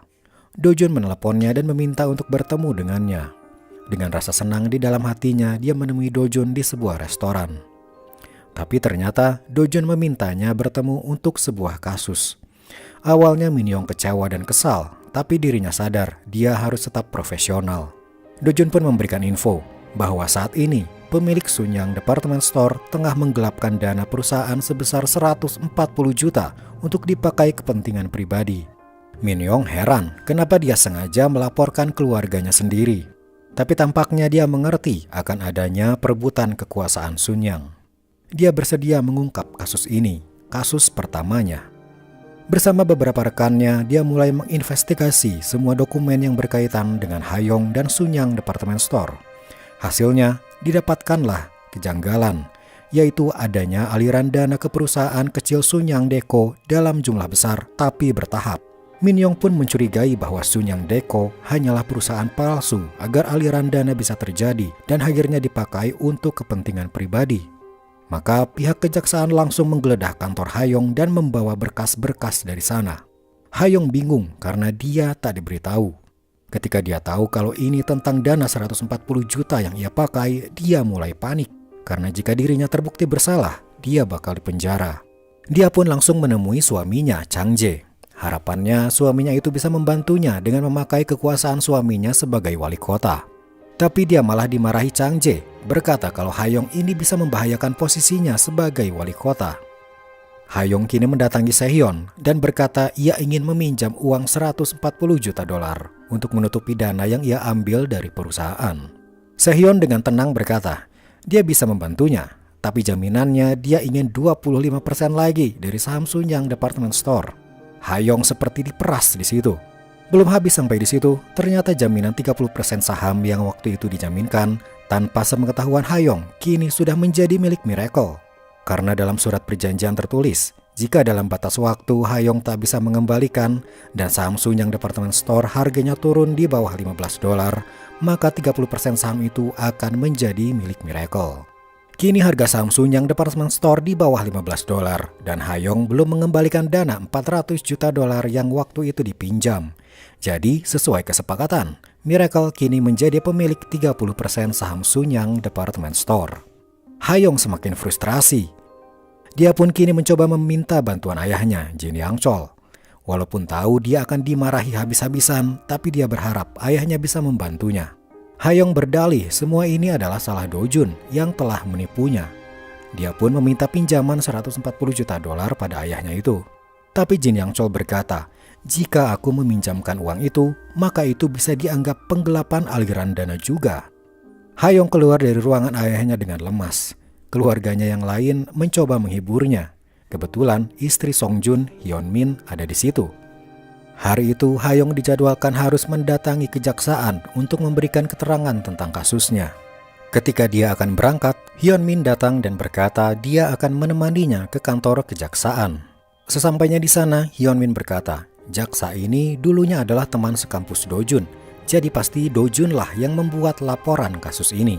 Mengetahui hal ini, Hayong seperti mendapat angin segar. Ia kini terlihat lebih tenang, dan ketika ditanya apakah dia melakukan penggelapan dana, dia menyangkalnya. Malahan kini Hayong balik menduga jika si pihak pelaporlah yang membuat laporan palsu. Ditambah lagi, Sunyang Deco yang dicurigai adalah sebuah perusahaan palsu, ternyata perusahaan itu asli. Min Yong pun gagal meneruskan kasus ini dan melepaskan Hayong dari semua tuduhan. Sementara itu, Sehyeon merasa ada yang salah. Dojun juga merasa sepertinya pihak kejaksaan tidak menemukan cukup bukti untuk membuat Hayong dipenjara. Dia pun pergi untuk menemui bibinya itu. Di luar kantor bibinya, dia melihat para pekerja Sunyang Department Store sedang berdemo karena diberhentikan tak bisa bekerja. Selama uang 140 juta itu belum ada, department store-nya tidak akan berjalan dan para pekerja itu tidak akan digaji. Hayong dengan cueknya memasang earphone-nya, berusaha tidak acuh pada teriakan para pekerja. Ketika sampai di ruangannya, dia mendapatkan Dojun sudah ada di sana.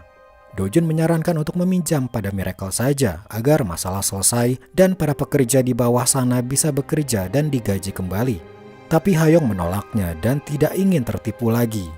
Dia berencana akan menjual beberapa anak perusahaan untuk mendapatkan 140 juta dolarnya, kira-kira perlu waktu 2 bulan. Itu artinya selama 2 bulan para pekerja itu akan menganggur dan tidak digaji. Hayong tidak peduli dengan para pekerja itu, karena menurutnya orang miskin harusnya bersabar saja menunggu keputusan para pemimpinnya. Disitulah amarah Dojun muncul. Dojun teringat kembali masa-masa dirinya dulu sebagai Hyun Woo.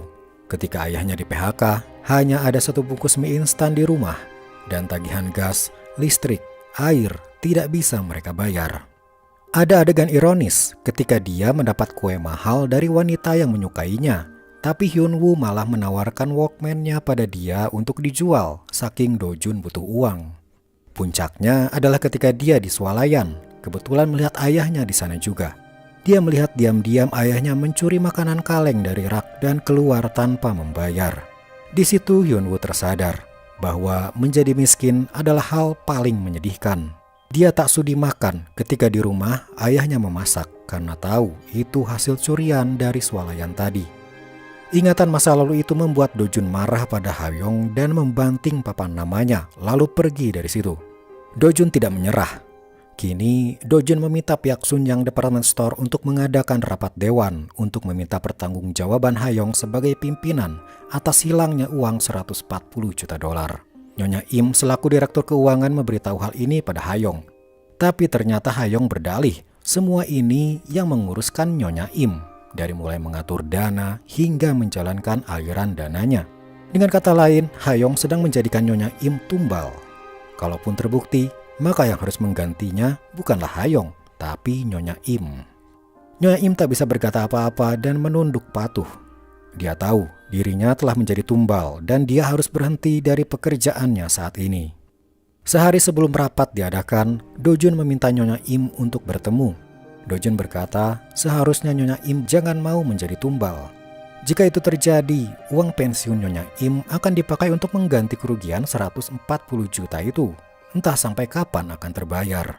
Dan lagi, Do-jun berkata, dengan setia pada Ha-young dan Sunyang, itu artinya Nyonya Im mengkhianati diri sendiri. Sepertinya kata-kata Do-jun itu berhasil membuat Nyonya Im sadar, dan keesokan harinya dia bersedia untuk bersaksi dan menjelaskan yang sebenarnya. Ketika rapat dimulai dan Ha-young ditanya tentang penggelapan dana, dia menyangkalnya dan balik menuduh kalau Do-jun lah yang dengan sengaja merekayasa turunnya saham Sunyang agar bisa diambil Miracle. Do-jun berkata, untuk lebih jelasnya kita akan menunggu penjelasan Nyonya Im. Sementara itu, di bawah kantor, Se-hyun menunggu kedatangan Nyonya Im. Ketika Nyonya Im terlihat olehnya, tiba-tiba dia hilang dari pandangan. Ternyata Nyonya Im dibawa oleh orang-orang suruhan Sunyang agar tidak bisa bersaksi di rapat dewan. Kembali pada rapat dewan, dengan tidak hadirnya Nyonya Im, sepertinya Do-jun berada di posisi sulit. Namun tiba-tiba Min-young muncul di sana. Dia kemudian berkata, dirinya punya bukti kalau kasus penggelapan ini memang terjadi. Dia menunjukkan pulpen yang ternyata sebuah alat rekam. Sepertinya kemarin Nyonya Im menyerahkan pulpen itu pada Do-jun kalau dirinya tidak bisa hadir di rapat itu. Sebuah rekaman terdengar berisi percakapan Ha-young dan Nyonya Im. Suara Ha-young terdengar sedang memberikan perintah pada Nyonya Im untuk mengambil 140 juta dolar dari Sunyang Department Store untuk membeli saham New Data Technology. Bukti rekaman itu membuat Ha-young tak bisa berkutik dan tak bisa mengelak lagi. Akhirnya, setelah rapat itu selesai, Ha-young dan Do-jun duduk untuk menandatangani kontrak. Ha-young terpaksa setuju untuk meminjam lagi 140 juta pada Miracle. Dan karena dia tahu dirinya tak akan bisa membayar tepat waktu, maka 25% saham Sunyang Department Store akan beralih pada Miracle. Totalnya, 55% saham Sunyang Department Store kini menjadi milik Do-jun. Ha-young, anak ketiga Jin Yang-chol, telah berhasil Do-jun hancurkan. Sekarang kita beralih dulu pada Min-young. Karena Ha-young sudah mengembalikan dana 140 juta, atasan Min-young memerintahkan Min-young untuk menghentikan kasus ini. Awalnya Min-young menolak karena menurut dia walaupun dana sudah kembali, tapi kekacauan akibat kasus ini tidak bisa diperbaiki. Tapi atasannya malah memarahinya, yang membuat Min-young tak bisa berkutik dan menurut saja. Tak sampai di situ, semua berkas kasus itu pun kini diambil dari ruangannya agar Min-young benar-benar tak bisa mengaksesnya lagi. Min-young hanya bisa melangkah keluar ruangannya dengan lesu, tak bisa berbuat apa-apa. Malam itu dia minum bersama Do-jun. Dia minum hingga mabuk, mencoba melupakan masalah di kantornya. Min-young merasa dirinya tak akan bisa menjadi jaksa hebat karena dia akan selalu kalah oleh perintah atasan. Min-young tidak percaya pada dirinya sendiri. Tapi Do-jun yakin Min-young suatu hari akan jadi jaksa hebat. Do-jun teringat lagi di kehidupannya dulu ketika Min-young seorang jaksa hebat dan dijuluki malaikat maut Sunyang. Min-young tak percaya dan berkata kalau Do-jun selalu berbohong padanya. Sedikit flashback, dulu sewaktu kuliah, untuk pertama kalinya Do-jun mengajak Min-young makan malam. Dari situlah awal mula Min-young menyukai Do-jun. Waktu itu Do-jun pernah berkata kalau penyanyi kesukaan Min Yong yang ada di luar negeri suatu hari nanti akan kembali lagi ke Korea. Dan setelah bertahun-tahun kemudian, perkataan Do Jun itu masih Min Yong ingat hingga hari ini. Tapi penyanyi kesukaan Min Yong itu masih belum pulang ke Korea sampai sekarang. Makanya Min Yong selalu berkata Do Jun ini tukang bohong. Tapi malam itu, di TV, sebuah berita ditayangkan yang membuat Do Jun mengejar Min Yong. Di sana, tiba-tiba Do Jun menggandeng tangan Min Yong lalu membawanya ke suatu tempat. Do Jun berkata, "Aku tidak pernah bohong," sambil menunjuk TV besar yang ada di atas gedung. Terlihat sebuah berita menayangkan penyanyi kesukaan Min Yong hari ini baru saja kembali ke Korea setelah bertahun-tahun ia di luar negeri. Lalu Do Jun berkata padanya, "Jika kamu tidak percaya pada dirimu sendiri, maka percayalah padaku."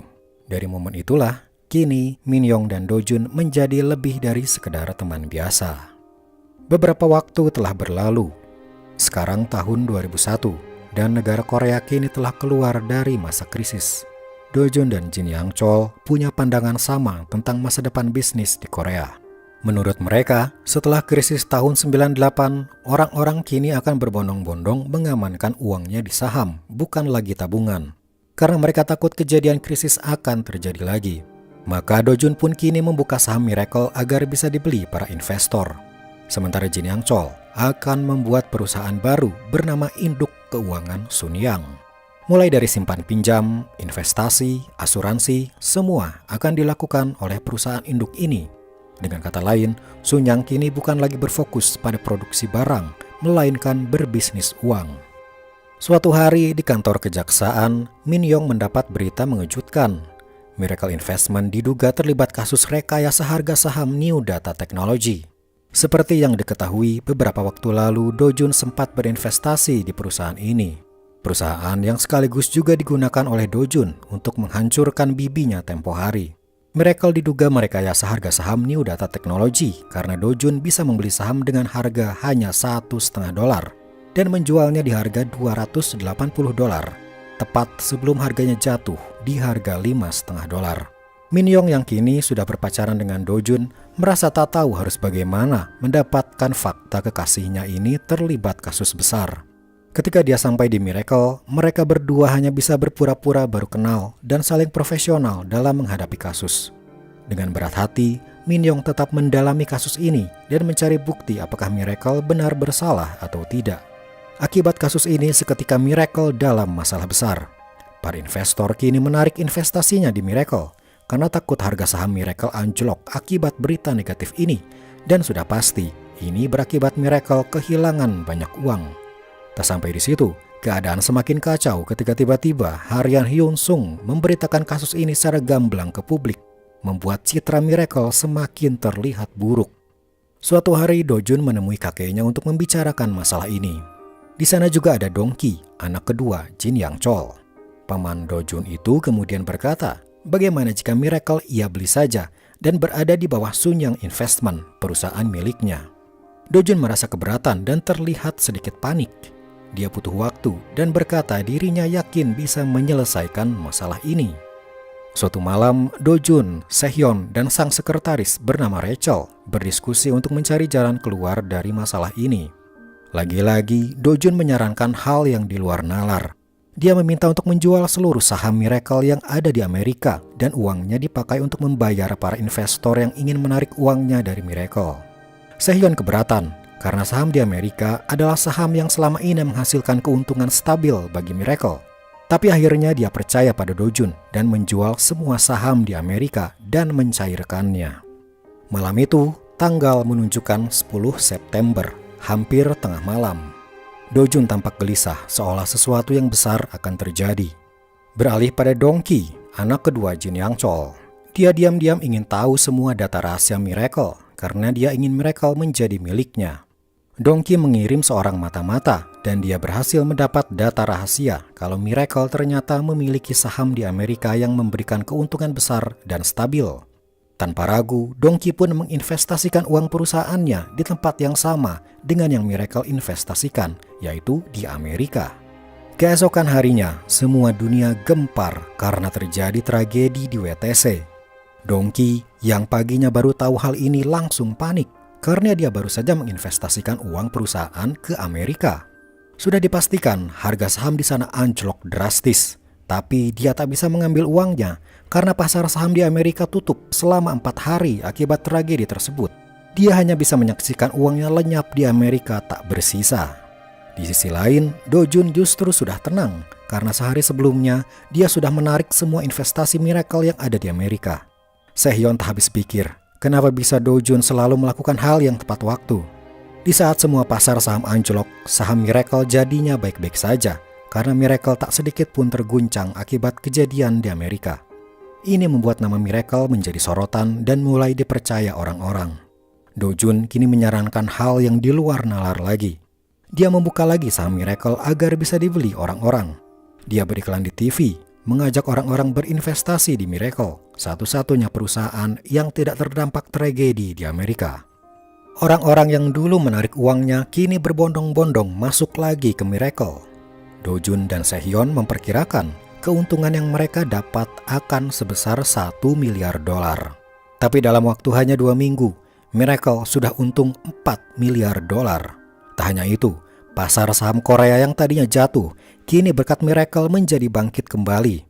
Transaksi pasar saham Korea mencapai titik tertinggi dalam sejarah, yaitu $90 miliar. Itu artinya berkat Miracle, seluruh pasar saham di negara Korea pulih hanya dalam waktu singkat. Dongki yang mengetahui hal ini langsung mengamuk. Bukan hanya karena dia kehilangan uang di Amerika, tapi semua saham yang dia jual karena kepanikan beberapa hari setelah tragedi, kini harganya naik. Tapi sayangnya saham itu bukan miliknya lagi. Perusahaan Sunyang Investment miliknya kini benar-benar terkuras habis. Saat itu muncullah Do Jun ke ruangannya. Dongki bertanya bagaimana Do Jun bisa selamat dari anjloknya harga saham akibat tragedi di Amerika. Do Jun menjawab, dia hanya mengizinkan anjing tetangga masuk. Dengan kata lain, Do Jun dari awal sudah tahu kalau ada orang suruhan Dongki yang memata-matai Miracle dan membiarkan data Miracle bocor ke tangan Dongki. Kini Dongki harus bertanggung jawab atas hangusnya uang perusahaannya. Jika tidak bisa mengembalikan, dia akan terjerat kasus penggelapan uang. Hal yang sama yang sudah terjadi pada anak ketiga Ji Dang-chol tempo hari. Kini Do Jun datang untuk menawar, bagaimana kalau Miracle membeli Sunyang Investment. Dongki tak bisa berbuat apa-apa. Uangnya sudah habis, dan dia harus bertanggung jawab mengganti semua kerugian. Menjual Sunyang Investment pada Do Jun adalah satu-satunya jalan. Anak kedua Ji Dang-chol, Dongki, berhasil Do Jun hancurkan juga. Sepak terjang Do Jun ini membuat kakeknya ingin bicara sesuatu dengannya. Suatu hari, Jin Yang-chol datang menjemput Do Jun dan mereka mengobrol di mobil. Lalu di luar dugaan, Jin Yang-chol berkata, "Aku akan memberikan perusahaan induk keuangan Sunyang kepadamu." Tapi belum sempat Do Jun menjawab, sebuah tragedi terjadi. Sebuah mobil menabrak mobil Jin Yang-chol dari samping. Lalu dari arah lain, sebuah truk datang dengan kecepatan tinggi. Tapi tanpa disangka, seorang pegawai Sunyang sekaligus pegawai Do Jun datang menghalangi. Dia merelakan dirinya ditabrak truk untuk melindungi Do Jun dan Jin Yang-chol. Berita kecelakaan ini segera sampai ke telinga para anggota keluarga. Mereka langsung mendatangi rumah sakit untuk mengetahui kondisi ayah mereka. Ketika dokter keluar dari ruang ICU, dia berkata Jin Yang-chol mengalami koma dan tidak tahu kapan dia akan tersadar. Semua keluarga merasa syok. Tapi bagaimana dengan Do Jun? Bagaimana kondisinya? Ketika kecelakaan terjadi, berkat pegawai Sunyang itu, Do Jun hanya terluka di bagian kepala dan selebihnya dia baik-baik saja. Bahkan di TKP, dia bisa mengobrol dengan pengawal khusus Sunyang. Mereka diberi tugas oleh Do Jun untuk menyelidiki siapa sebenarnya dalang di balik semua ini. Karena di saku supir truk yang menabrak, ditemukan sebuah kertas bertuliskan plat nomor mobil Jin Yang-chol. Artinya, si supir truk memang mengincar mobil berplat nomor di kertas itu, sengaja untuk ia tabrak. Di rumah sakit, Do Jun memasuki sebuah ruangan. Tak disangka, ternyata Jin Yang-chol sedang duduk di atas kasur. Dia hidup dan tidak koma. Para anggota keluarga Sunyang tak ada yang tahu kalau Jin Yang-chol memalsukan kondisi komanya itu. Mereka kini mengobrol di sebuah ruangan. Anak pertama dan anak kedua tengah berselisih mengenai kondisi perusahaan induk keuangan Sunyang. Yongki berpendapat perusahaan itu harus segera dibuat dan disahkan.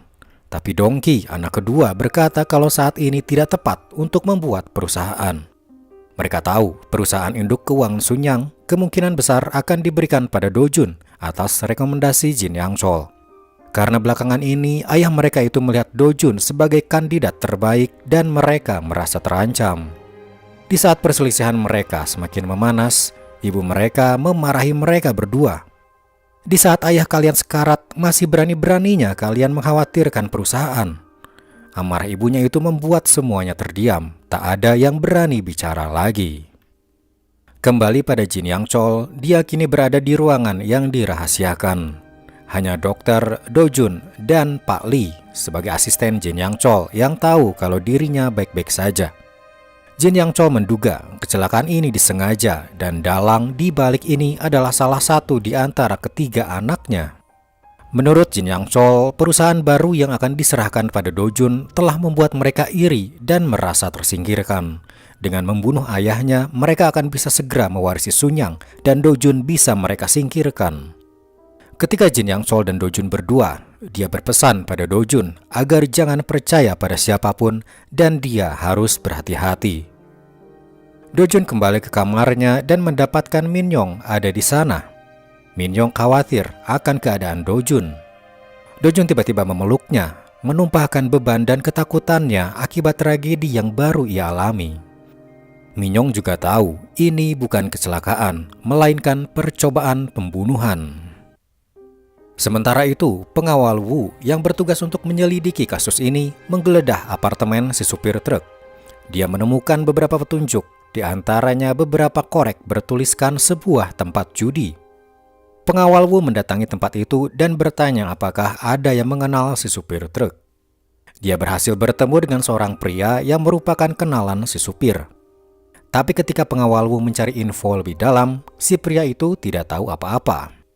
Sehabis mereka mengobrol, si pria bergegas pergi dan terburu-buru masuk ke sebuah tempat. Di sana dia langsung membereskan barang-barangnya hendak pergi. Tiba-tiba pengawal Wu datang ke situ. Ternyata si pria adalah komplotan si supir truk. Dari tangan si pria, pengawal Wu berhasil mendapatkan sebuah kotak yang langsung ia berikan pada Dojun. Kotak itu adalah sebuah lukisan.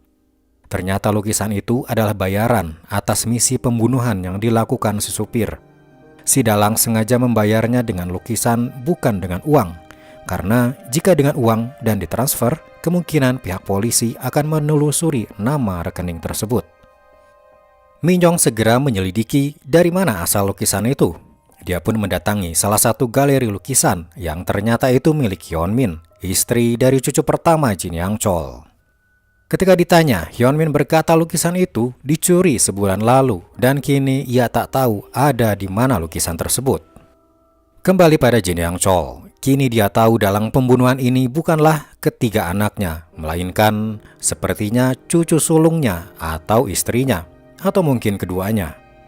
Lalu tiba-tiba Jin Yang Chol bertingkah aneh. Dia langsung merasa ketakutan. Raut wajahnya memancarkan rasa takut yang belum pernah ia tunjukkan sebelumnya. Dia bahkan tak mengenali Dojun dan berlari menghindar seperti anak kecil. Kejadian ini langsung dilaporkan pada dokter. Dokter berkata sepertinya akibat dari benturan dari tabrakan membuat otak Jin Yang Chol yang sudah terkena kelainan mengalami delirium. Delirium adalah kondisi kebingungan mendadak dan bisa dibilang si pengidap bisa berubah menjadi orang tidak waras. Beberapa hari kemudian, Jin Yang Chol terlihat sedang bersiap-siap untuk pergi. Hari ini adalah hari rapat dewan mengenai dibukanya perusahaan induk keuangan Sunyang. Dia bersikeras ingin datang ke rapat itu karena dia ingin merekomendasikan Dojun sebagai kandidat CEO. Dojun dan Pak Lee terlihat cemas dan berkata kalau sebaiknya Jin Yang Chol istirahat saja. Tapi Jin Yang Chol tetap ingin pergi dan tak bisa dicegah. Tiba-tiba Dojun membuka jendela dan kakeknya disuruh melihat pantulan bayangannya. Ternyata dirinya lupa memakai celana. Ini adalah salah satu efek penyakit deliriumnya, sehingga dirinya menjadi pikun dan kebingungan. Tapi Jin Yang Chol langsung berteriak tak terima kalau dirinya pikun dan meracau. Dirinya ini Jin Yang Chol, pimpinan tertinggi Sunyang yang hebat itu. Dojun meneteskan air mata, melihat sendiri bagaimana kakeknya yang dulu hebat dan ditakuti, kini perlahan menjadi orang bingung dan tidak waras. Akhirnya rapat itu diadakan tanpa kehadiran Jin Yang Chol. Agenda rapat itu adalah pengesahan dibukanya perusahaan induk keuangan Sunyang yang dilanjutkan dengan pemilihan kandidat CEO baru. Kandidatnya ada dua, yaitu Dojun dan Pak Lee. Sebenarnya kehadiran Pak Lee di situ hanya sebagai pengisi kekosongan karena sudah hampir dipastikan Dojun yang akan menjadi kandidat kuat CEO. Tapi sebelum pemungutan suara dilakukan, Song Jun, cucu sulung Jin Yang Chol, meminta izin untuk berbicara. Dia maju ke depan dan berkata, jika Dojun menjadi CEO, dia kemungkinan akan menjadikan perusahaan dipenuhi dengan semangat anak muda sesuai usianya. Lalu bagaimana dengan para pegawai senior seperti yang sedang ada di ruangan ini? Bisa jadi kemungkinan akan dibuang dan Dojun lebih memilih pegawai baru yang lebih muda. Makanya dirinya kini menyarankan untuk meminta tambahan kandidat. Dan kandidat barunya adalah ayahnya sendiri, Yongki, anak sulung Jin Yang Chol. Semua anggota rapat di sana mulai terpengaruh karena Yongki sudah dikenal oleh mereka dan juga anak Jin Yang Chol yang paling tua. Namun sebelum pemilihan berlangsung, terbukalah pintu ruangan dan Jin Yang Chol muncul masuk ke dalam ruangan. Terang saja semua terkejut karena mereka masih mengira kalau bos besar mereka ini masih koma di rumah sakit. Jin Yang Chol berkata dirinya sudah sehat lagi dan segera ingin mengikuti rapat ini. Tanpa basa-basi, dia berkata kalau dirinya merekomendasikan Dojun sebagai CEO perusahaan induk keuangan Sunyang tanpa menghiraukan pidato cucu sulungnya tadi. Semua yang ada di sana langsung patuh dan mengangkat tangan, tanda mereka setuju jika Dojun menjadi kandidat CEO. Acara pemilihan CEO akan dilakukan beberapa bulan lagi dan kemungkinan besar semua pegawai akan memilih Dojun pada saat pemilihan nanti. Tapi bagaimana Jin Yang Chol terlihat sehat, padahal pagi tadi deliriumnya kambuh. Sebelumnya di rumah sakit, Jin Yang Chol mengobrol dengan dokternya dan bertanya apakah ada obat yang membuat deliriumnya tidak kambuh selama 2 jam saja. Dokternya berkata itu bisa dilakukan, tapi itu akan membahayakan nyawa Jin Yang Chol. Jin Yang Chol bersedia mengambil resiko itu. Maka sekarang jadilah Jin Yang Chol berada di rapat itu, terlihat sehat karena pengaruh obat. Ketika rapat selesai, dia mulai bersalaman dan berbincang dengan para pegawai di sana. Song Jun, sang cucu sulung, kemudian berkata, bisakah kakek ceritakan masa lalu ketika kakek memulai Sunyang? Jin Yang Chol tiba-tiba terbata-bata, sepertinya tidak bisa mengingat masa lalunya. Ini sepertinya efek deliriumnya membuat si pengidap kesulitan mengingat kejadian yang sudah lama terjadi. Song Jun sepertinya sengaja membuat kakeknya kambuh karena entah dari siapa dia kini tahu kondisi kakeknya yang tidak waras itu.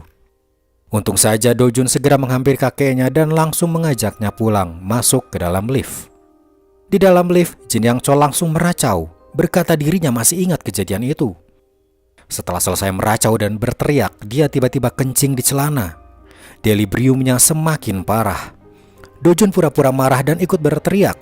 Lalu dia menendang ember yang ada di situ untuk menyamarkan air kencing dengan air di dalam ember agar si pegawai di dalam lift tidak curiga.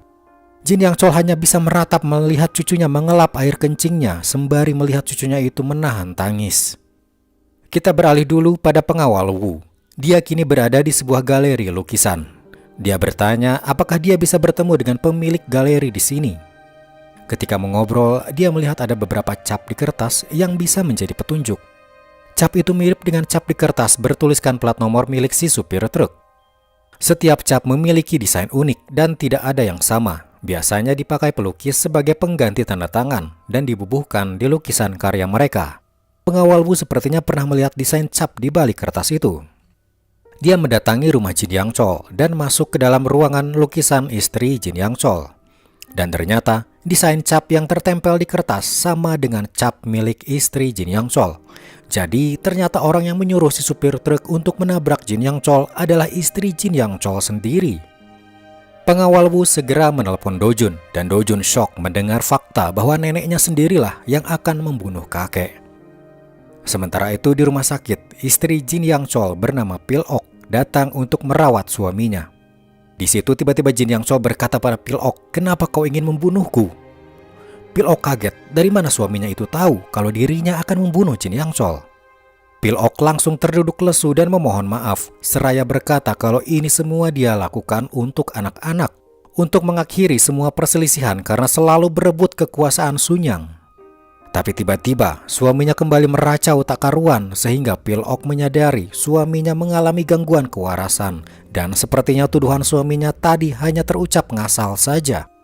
Itu membuat Pil-ok lega. Ternyata kejahatannya belum ada yang mengetahuinya.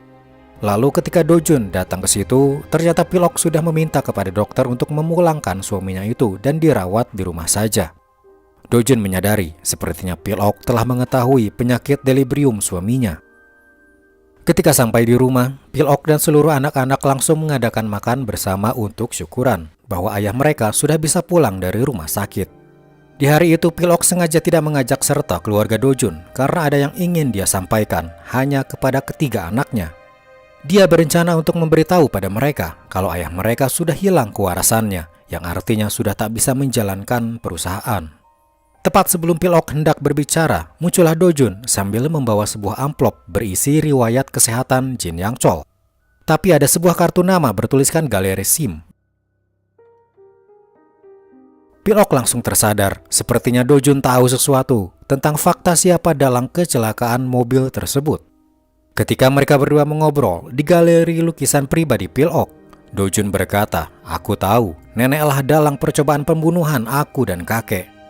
Pil-ok tak bisa berkutik karena Do-jun punya semua bukti, dari lukisan hingga cap unik milik Pil-ok sendiri yang ada di kertas bertuliskan plat nomor itu. Do-jun berkata, "Aku akan merahasiakan ini kalau nenek juga merahasiakan kondisi ketidakwarasan kakek. Jika ada orang yang tahu kalau kakeknya itu tidak waras, maka Do-jun akan membongkar kejahatan Pil-ok." Hari-hari pun berlanjut kembali, dan Jin Yang Chol kini banyak berada di rumah, tapi masih mengawasi perusahaannya lewat laporan Pak Lee dan Do-jun. Suatu hari, salah satu produk Sunyang Motors, yaitu mobil bernama Apollo, mengalami penjualan yang sepi. Mengetahui hal itu, Do-jun berkata, "Aku akan membuat Apollo menjadi mobil yang akan banyak dibeli orang, asalkan kakek mengizinkanku mengelolanya." Jin Yang Chol menyetujui hal itu. Tapi ketika Do-jun tak ada, dia merenung. Di antara semua anaknya terlihat Do-jun mulai perhatian pada dirinya, seolah mengasihaninya. Dan ini akhirnya membuat Jin Yang Chol berpikir untuk merubah surat wasiatnya. Beralih pada Do-jun, kini dia memberikan presentasi apa yang harus dilakukan Sunyang Motors untuk menaikkan penjualan mobil Apollo. Kebetulan bulan depan nanti akan ada Piala Dunia yang akan diadakan di Korea dan Jepang. Do-jun berencana untuk beriklan di saat Piala Dunia berlangsung. Dia berkata, "Jika tim Korea Selatan berhasil mencapai babak semifinal dan kita beriklan terus, penjualan mobil Apollo akan menyentuh 1.000 unit, penjualan akan meningkat." Awalnya para pegawai lain tak percaya dan meremehkan tim Korea Selatan karena belum pernah dalam sejarah tim sepak bola Korea Selatan mencapai semifinal. Bahkan masuk 16 besar saja mustahil. Tapi Do-jun sudah tahu di masa lalunya Korea Selatan akan berhasil maju hingga semifinal, maka dia berani mengajukan strategi beriklan di Piala Dunia. Dan ketika akhirnya Piala Dunia berlangsung, iklan mobil Apollo sudah terpampang di mana-mana dengan tulisan memberikan semangat pada tim sepak bola Korea Selatan agar terus menang. Pertandingan demi pertandingan berhasil dimenangkan tim Korea Selatan dan iklan mobil Apollo juga terus terpampang di seluruh Korea. Hingga akhirnya tim sepak bola berhasil sampai semifinal. Penjualan mobil Apollo melejit drastis mencapai 20.000 unit mobil. Pencapaian yang luar biasa, bahkan hingga tertulis dalam Guinness Book of Records. Lagi-lagi Do-jun berhasil membuat perusahaan Sunyang menjadi lebih besar dan lebih sukses. Kembali pada Jin Yang Chol, ketika Pil-ok dan Hyung-min mengobrol di dalam ruangan, lalu Pil-ok keluar, dia menemukan suaminya sudah terkapar di lantai tak sadarkan diri. Do-jun kebetulan baru datang dan mendengar tangisan neneknya itu. Dia syok melihat kakeknya tergeletak di lantai. Jin Yang Chol langsung dirawat intensif karena keadaan yang sangat gawat. Suatu hari, Do-jun terlihat memasuki kamar rawat Jin Yang Chol sambil membawa sebuah dokumen. Ternyata itu adalah dokumen sertifikat Guinness Book of Record atas keberhasilan penjualan mobil Apollo, dan Do-jun ingin memperlihatkannya pada kakeknya itu. Tapi tiba-tiba mesin detak jantung Jin Yang Chol berhenti. Jin Yang Chol telah meninggal dunia. Beberapa waktu setelah pemakaman Jin Yang Chol, semua anggota keluarga berkumpul di satu ruangan dihadiri oleh notaris. Notaris akan mengumumkan wasiat dan warisan kepada masing-masing anggota keluarga. Setiap anggota keluarga diberikan warisan berupa bagian saham di Sunyang atau kawasan tanah di suatu tempat. Tapi ketika giliran Do Jun, dia ternyata tak mendapat apapun. Terang saja semua kaget, karena selama ini Do Jun adalah cucu kesayangan kakeknya dan telah terbukti mampu berbisnis dengan sukses. Tapi Do Jun tak mewarisi sepeser pun dari harta kakeknya itu. Setelah acara bagi-bagi warisan, Pil Ok sang nenek juga mengumumkan satu hal penting. Ternyata selama ini Pil Ok memiliki 17% saham Sunyang Insurance. Pil Ok berencana untuk memberikannya pada salah satu anggota keluarga. Sementara itu, Do Jun yang tidak diwarisi apapun kini sedang melakukan sesuatu. Diam-diam dia telah memberikan bukti kuat tentang dalang pembunuhan Jin Yang Chol pada pihak kejaksaan. Sebuah bukti yaitu nomor rekening pembelian lukisan. Nomor rekening itu atas nama Pil Ok. Dengan adanya bukti kuat itu, Pil Ok bisa jadi tersangka di mata persidangan. Pihak kejaksaan langsung menelepon Pil Ok dan memintanya untuk datang ke kantor untuk memberikan keterangan. Pil Ok langsung panik kemudian menelepon Do Jun. Do Jun pun memberikan kesepakatan yang tak bisa Pil Ok tolak. Pil Ok akan Do Jun bantu untuk kabur ke luar negeri. Sebagai gantinya, Pil Ok harus menyerahkan 17% saham Sunyang Insurance kepada Do Jun. Hal itu pun telah disepakati, dan akhirnya pihak kejaksaan gagal untuk menangkap Pil Ok karena dia terlanjur sudah ada di luar negeri dan tidak bisa ditangkap.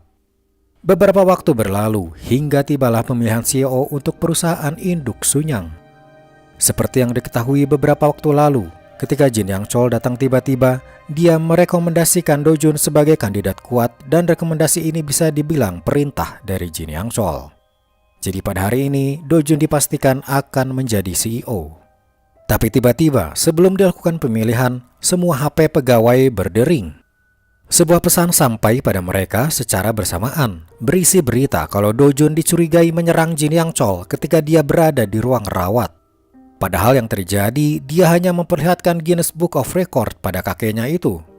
Ketika semua orang di sana meminta bukti rekaman CCTV, ternyata rekaman yang sudah dihapus, yang memberi kesan kalau Do Jun memang melakukan sesuatu di ruangan itu. Do Jun tak bisa berkutik, karena dia juga tak bisa membuktikan kalau dirinya tak bersalah. Tapi pemilihan CEO harus segera diteruskan. Dan semua yang tadinya akan memilih Do Jun kini malah memihak Pak Lee, orang yang tadinya hanya mengisi kekosongan kandidat saja. Pak Lee kini menjadi CEO perusahaan induk Sunyang. Tapi itu tak berlangsung lama. Song Jun, si cucu sulung, mendatangi Pak Lee dan memberikan sebuah dokumen. Di dalamnya tertulis kasus penggelapan dana oleh Pak Lee. Selama ini Pak Lee memang melakukan beberapa kasus ilegal di Sunyang, tapi masih didiamkan saja. Tapi pada hari ini, Song Jun mengancam Pak Lee dengan data penggelapan itu dan menyuruhnya untuk segera berhenti dari Sunyang. Jika Pak Lee tak mau berhenti, dia akan dilaporkan ke polisi. Kembali pada Do Jun, dia merasa difitnah karena dianggap melakukan penyerangan pada kakeknya sendiri padahal dia tak melakukannya. Kini, setelah dia gagal menjadi CEO perusahaan induk keuangan Sunyang, dia pun melakukan strategi baru untuk bisa menguasai Sunyang. Pertama, dia menggunakan Chang Jae untuk menggagalkan pendirian perusahaan induk keuangan Sunyang. Perusahaan induk itu dianggap sebagai jalan Sunyang agar terhindar dari pajak warisan dan itu tidak adil bagi masyarakat kelas bawah. Kenapa Sunyang bisa menghindari pajak sementara rakyat kecil tidak? Chang Jae mengumumkan hal itu di depan publik. Tentu saja publik mendukung Chang Jae karena mereka ingin keadilan. Seketika image Sunyang menjadi buruk di mata publik akibat berita tersebut. Sementara Chang Jae diyakini disukai banyak orang dan popularitasnya meningkat seiring dirinya akan menjadi calon presiden. Dengan strategi itu, Do Jun berhasil menggagalkan pendirian perusahaan induk Sunyang. Suatu hari Do Jun mendapat paket dari seseorang. Di dalam paket itu terdapat sebuah flash disk. Ketika flash disk itu dibuka, terdapat sebuah video Jin Yang Chol. Itu adalah video khusus untuk Do Jun tentang pendapat kakeknya mengenai Do Jun. Di video itu, Jin Yang Chol berkata kalau Do-jun adalah orang yang paling mirip dengannya dan dia adalah cucuku. Pernyataan ini membuat Do-jun menangis, merasa terharu, dan juga kehilangan sosok seorang kakek yang tidak ia sadari dia menyayanginya. Selain flash disk, ada juga sebuah kunci. Ini adalah warisan yang tidak tertulis di notaris dan khusus diberikan untuk Do-jun. Kunci itu ternyata untuk membuka sebuah loker di tempat penyimpanan pribadi Jin Yang Chol. Di sana ada sebuah dokumen, dan ketika dibuka, dokumen itu bertuliskan Sunyang Mikro. Seketika Do-jun teringat lagi di masa lalunya. Sunyang Mikro adalah perusahaan yang dianggap sebagai perusahaan palsu karena ada aliran dana gelap sebesar 700 juta dolar. Perusahaan itulah yang membuat dia datang ke Turki untuk mengambil uangnya pada saat itu, tapi dirinya malah diculik dan ditembak di sana. Do-jun pun menemui Pak Lee. Pak Lee menjelaskan uang yang ada di Sunyang Mikro sangat aman dan tak bisa terlacak oleh siapapun, bahkan oleh pihak berwenang. Dan uang itu kini diwariskan pada Do-jun. Kembali pada paman-paman Do-jun. Dengan gagalnya perusahaan induk keuangan Sunyang, mereka kini terpaksa berpisah karena ingin mengamankan perusahaan mereka masing-masing.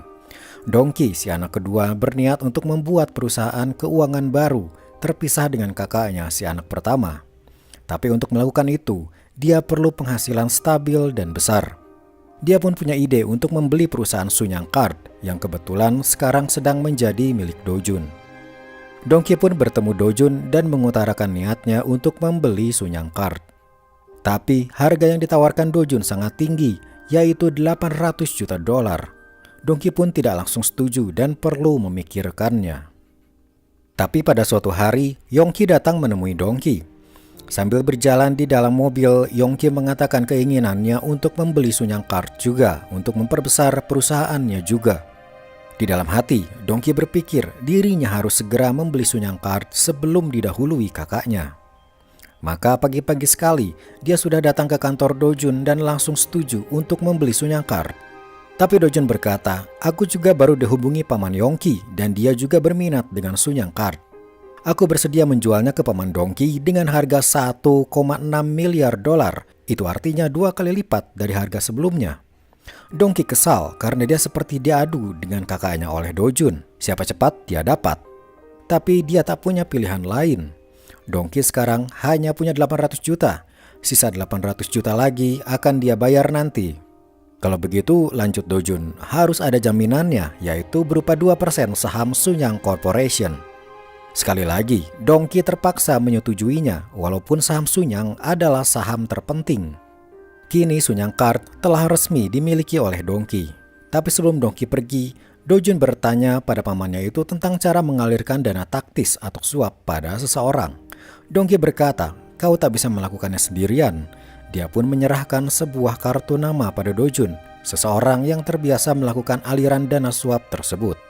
Setelah beberapa waktu berlalu, ternyata di luar dugaan, Sunyang Card mengalami masalah besar. Para penggunanya banyak yang menggunakan kartu kredit Sunyang Card secara ilegal. Banyak juga yang memakai kartu kredit, tapi tagihannya tak mau mereka bayar. Hingga akhirnya, Sunyang Card resmi dihentikan oleh pemerintah karena terlalu banyak masalah. Dongki langsung murka karena masalah ini. Bahkan dia belum melunasi sisa 800 juta pada Do-jun, sehingga saham Sunyang Corporation masih jadi milik Do-jun. Saham Sunyang Corporation adalah saham penting. Siapa yang punya banyak saham di sana, dipastikan dia akan memiliki Sunyang sepenuhnya. Dan Yongki sebagai anak tertua perlu saham itu untuk mengamankan posisinya sebagai pewaris Sunyang. Dia pun bertemu dengan Do-jun dan berkata kalau hutang Dongki yang 800 juta dia yang akan bayar. Tapi kau juga harus mengembalikan 2% saham Sunyang Corporation. Do-jun berkata, aku akan mengembalikannya jika hutangnya dibayar 2 kali lipat. Jadi Yongki harus membayar 1,6 miliar dolar pada Do-jun untuk mengamankan saham Sunyang Corporation dan mengamankan posisinya sebagai pewaris Sunyang. Mereka pun menyepakati kesepakatan tersebut. Waktu pun berlalu, hingga pada suatu hari bertepatan dengan 1 tahun wafatnya Jin Yang Chol. Para anggota keluarga dan rekan perusahaan mengadakan acara peringatan 1 tahun sekaligus menerbitkan buku biografi Jin Yang Chol. Yongki terlihat sedang di dalam ruangannya, kemudian datanglah Do-jun ke situ. Dojun menyampaikan sesuatu yang mengejutkan, yaitu dirinya kini adalah pemegang saham Sunyang Corporation yang terbesar, dan dengan ini maka Yongki, sang anak tertua, tidak bisa mewarisi Sunyang. Yongki kaget mendengar fakta itu dan murka. Ternyata ketika dulu dirinya mengurus semua masalah tentang gagalnya perusahaan induk dan juga Sunyang Card, diam-diam Dojun mendapatkan saham Sunyang Corporation dengan caranya yang tidak terdeteksi. Kini Yongki pun tidak bisa dengan mudah mewarisi Sunyang karena pemegang saham terbesar sekarang adalah Dojun, bukan dirinya. Pada suatu hari, kantor Dojun kedatangan pihak jaksa dan langsung membawa surat penangkapan Dojun atas kasus dana taktis atau dana suap. Dia diduga melakukan suap kepada salah satu kandidat calon presiden beberapa waktu lalu. Sebuah bukti lain yaitu seorang pegawai Dojun bernama Asisten H terlihat di sebuah CCTV sedang mengepak kotak apel yang ternyata di dalamnya adalah gepokan uang tunai. Ironisnya, yang menangani kasus ini adalah Min Yong. Setelah lama mereka jarang bertemu, mereka harus bertemu dengan cara seperti ini. Tapi Min Yong tetap profesional dalam bekerja. Dalam bukti rekaman CCTV itu, selain ada asisten H, ternyata ada juga asistennya Dongki bernama asisten Kang. Dia berkata, dana ilegal itu adalah atas perintah Dongki, dan asisten H yang merupakan pegawai Dojun sebelumnya adalah pegawai Dongki juga. Dongki pun dipanggil kejaksaan dan ditanyai. Setelah selesai interogasi, istri Dongki datang ke kantor kejaksaan untuk mengunjungi suaminya itu. Kasus ini hampir dipastikan akan menyeret Dongki. Istrinya berkata, kalau kita terseret, maka aku akan menyeret yang lain juga. Istri Dongki tahu kalau ternyata istri Yongki, si anak sulung, melakukan penggelapan dana juga di perusahaan Sunyang. Dia melaporkan itu pada kejaksaan. Di tempat lain, ketika keluarga Yongki makan malam, dia mendapat laporan kalau kantornya akan digeledah. Awalnya dia masih tenang karena semua dokumen mencurigakan sudah disembunyikan. Tapi yang tak ia sangka, ternyata istrinya pernah keceplosan berkata pada istri Dongki tentang penggelapan dana yang dilakukan dan dokumennya ada di kantor lain. Kantor lain inilah yang akan kejaksaan geledah. Kini Dongki dan Yongki, kedua anak Jin Yang Chol, didakwa melakukan penggelapan dana. Di kantornya, Min Yong tersadar semua keberhasilan kasus ini awalnya adalah ketika Dojun ditangkap.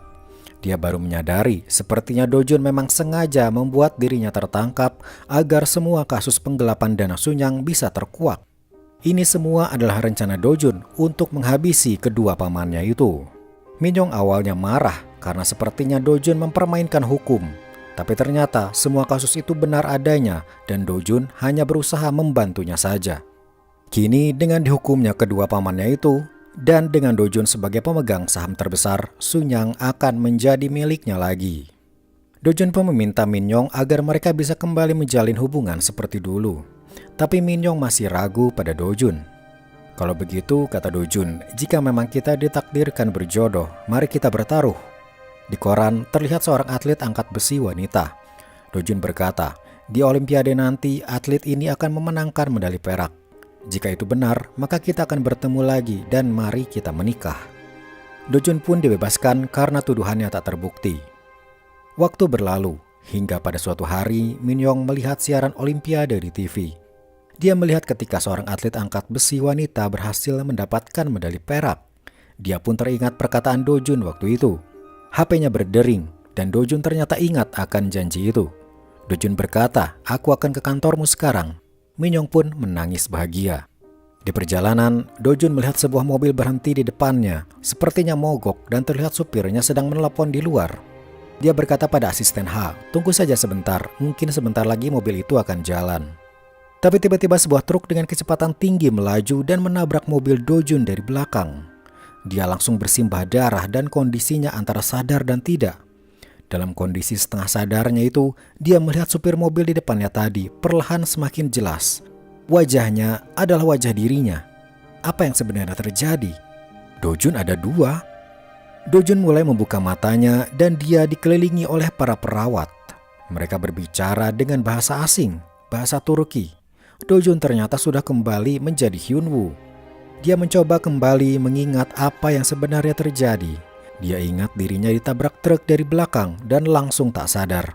Tapi kini dia kembali menjadi Hyunwoo. Dia pun meninju kaca kamar mandi karena kesal. Ketika keluar dari kamar mandi, dia melihat Min Yong, tapi kini mengenalnya sebagai Hyun Woo, seorang manajer keuangan Sunyang. Datang ke Turki karena ia ingin melindungi Hyun Woo sebagai saksi tentang kasus ilegal Sunyang.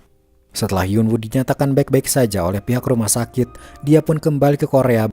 Di bandara, tiba-tiba dia didatangi pihak kejaksaan wilayah lain dan mereka mendapatkan surat perintah untuk menangkap Hyun Woo atas pencurian uang 700 juta yang masuk ke rekening pribadi Hyun Woo. Hyun Woo langsung berpikir cepat dan berlari menghindari mereka. Jika dia tertangkap, maka habislah sudah, dia tak punya kesempatan untuk membela diri. Ternyata pihak Sunyang yang awalnya memerintahkan Hyun Woo untuk mengambil uang 700 juta itu, kini malah balik memfitnah kalau Hyun Woo mencurinya dari Sunyang. Dia pun kembali ke rumahnya yang dulu. Di jalan dia bertemu dengan ayahnya. Ayahnya yakin Hyun Woo tidak bersalah. Adik Hyun Woo memberikan ponsel Hyun Woo, setelah itu ia pun pergi lagi. Hyun Woo kini mendatangi kantor jaksa. Di sana dia baru tahu kalau orang kejaksaan yang tadi ingin menangkapnya adalah bagian dari Sunyang juga. Hyun Woo lalu menceritakan apa yang terjadi, mulai dari dirinya disuruh untuk mengambil uang di Turki sampai pada akhirnya malah diculik dan ditembak. Kini pihak kejaksaan akan menyelidiki di mana uang itu berada sekarang. Hyun Woo kemudian pergi dan mengunjungi satu tempat lagi. Di sebuah kebun di dalam greenhouse, Hyun Woo bertemu dengan seorang pria. Ternyata dia adalah Sehyeon, rekan di Miracle ketika dia masih menjadi Dojun. Kini Sehyeon sudah jarang datang ke kantor Miracle karena trauma kasus tertabraknya cucu bungsu Jin Yang Chol, Dojun. Ternyata tertabraknya Dojun adalah sesuatu yang nyata. Kejadian itu terjadi 20 tahun lalu dan kini kasus itu belum terungkap siapa dalang di balik tertabraknya Dojun. Maka dari itu, kini Hyun Woo akan melakukan sesuatu untuk mengungkap semuanya. Dia perlu bantuan Sehyeon.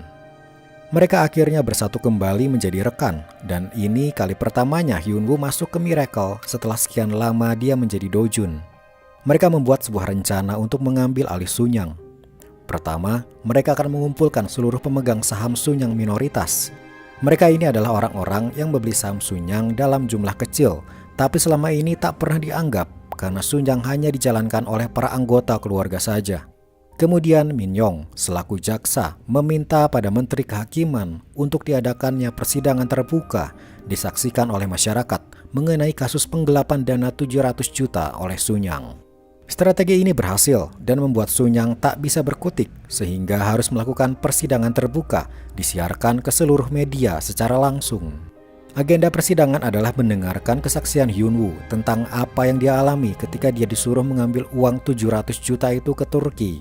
Dia menceritakan semuanya. Lalu Hyun Woo berkata, kemungkinan orang yang menyuruh untuk membunuh saya adalah Song Jun yang saat ini menjabat sebagai wakil CEO Sunyang. Karena Yongki, sang CEO Sunyang masih terbaring sakit akibat serangan jantung. Setelah selesai Hyun Woo bersaksi, pihak jaksa memanggil satu saksi lagi. Ternyata dia adalah asisten H. Ketika dia mengenalkan dirinya, dia malah bercerita tentang atasannya bernama Dojun. Dia langsung bercerita tentang bagaimana kecelakaan 20 tahun lalu itu menewaskan Dojun. Saat itu, dia menjadi supirnya Dojun. Lalu dia berbalik dan melihat Hyun Woo. Lalu dia berkata, kau ada di sana kan waktu kejadian tabrakan itu? Jadi 20 tahun lalu, ketika tragedi itu terjadi, mobil yang berhenti di tengah jalan adalah mobil Hyun Woo. Saat itu Hyun Woo masih muda dan baru masuk menjadi pegawai Sunyang. Dia disuruh oleh atasannya untuk menghentikan mobilnya di tengah jalan dan menelepon. Tanpa ia tahu, ternyata Hyun Woo muda dijadikan bagian dari rencana pembunuhan Dojun. Ketika tabrakan terjadi, Hyun Woo muda langsung melihat siapa korban yang ada di mobil yang tak lain adalah Dojun. Hyun Woo muda langsung menelepon atasannya dan menceritakan kalau ada seseorang mati di sini. Ketika dia menghadap atasannya yang bernama Pak Kim berkata itu memang bagian dari rencana. Hyun Woo ketakutan karena dia merasa menjadi bagian dari pembunuhan. Pak Kim berkata, kau tak perlu menanyakan hal macam-macam. Apa yang Sunyang perintahkan, kau hanya perlu melakukannya, jangan ada pertanyaan. Hyun Woo muda keluar dari sana dan berniat menelepon polisi. Tapi dia teringat akan kemiskinannya dan bagaimana dia sangat butuh kerja saat itu. Sehingga dia mengurungkan niatnya untuk melapor ke polisi. Dia pun menutupi kasus pembunuhan itu demi agar dia bisa terus bekerja di Sunyang. Sejak saat itu, Hyun Woo muda pun mencoba untuk menghilangkan semua ingatan tentang kejadian tabrakan tersebut. Kini Hyunwoo teringat lagi semua masa lalunya itu. Dia kini harus melakukan sesuatu agar semua kasus bisa terungkap. Dia menelpon adiknya dan meminta untuk mengambil sesuatu yang ada di dalam pot tanaman di apartemennya. Di dalam pot terkubur bersama tanah ada sebuah flash disk. Di dalamnya adalah file yang sangat berharga. Ketika persidangan dilanjutkan, tiba-tiba Hyunwoo memutar file itu yang ternyata berupa percakapannya dengan Pak Kim ketika terjadi kecelakaan 20 tahun lalu. Lalu suara seseorang terdengar juga, yaitu suara Yongki, sang anak sulung. Ternyata dalang pembunuhan Dojun 20 tahun lalu adalah Yongki. Seluruh persidangan kaget dan langsung mencecar Songjun, anak Yongki, dengan pertanyaan apakah semua ini benar. Songjun rupanya bersekongkol juga dengan ayahnya dalam kasus ini. Dia langsung mengamuk dan mencoba untuk menghajar Hyunwoo. Songjun langsung diamankan oleh pihak berwajib. Persidangan itu kini berhasil membuka kasus yang 20 tahun lalu terpendam. Sementara di rumah sakit, Yongki yang masih terbaring, mesin detak jantungnya terlihat mati. Dia meninggal tepat ketika kasus pembunuhan ini terungkap. Kasus ini membuat semua produk Sunyang diboikot. Seluruh masyarakat Korea tak mau lagi membeli produk Sunyang. Lalu anggota keluarga Sunyang juga akhirnya mengundurkan diri dan melepaskan semua hak mereka dari Sunyang. Dan karena semua keluarga Sunyang sudah tak ada di Sunyang, hak manajemen Sunyang diserahkan pada Miracle. Suatu hari, Hyunwoo sedang berjalan-jalan, tak sengaja dia bertemu dengan Minyong. Kini dia tak lagi memakai pakaian hitam karena dulu dia selalu memakai pakaian serba hitam untuk menunjukkan bahwa dirinya berduka atas kematian kekasihnya Dojun. Setelah semua fakta terungkap, sepertinya Minyong sudah bisa move on dan menjalani hidupnya dengan lebih damai. Oke guys, itu dia seluruh alur cerita drama Reborn Rich. Sampai jumpa di alur cerita berikutnya ya. Bye.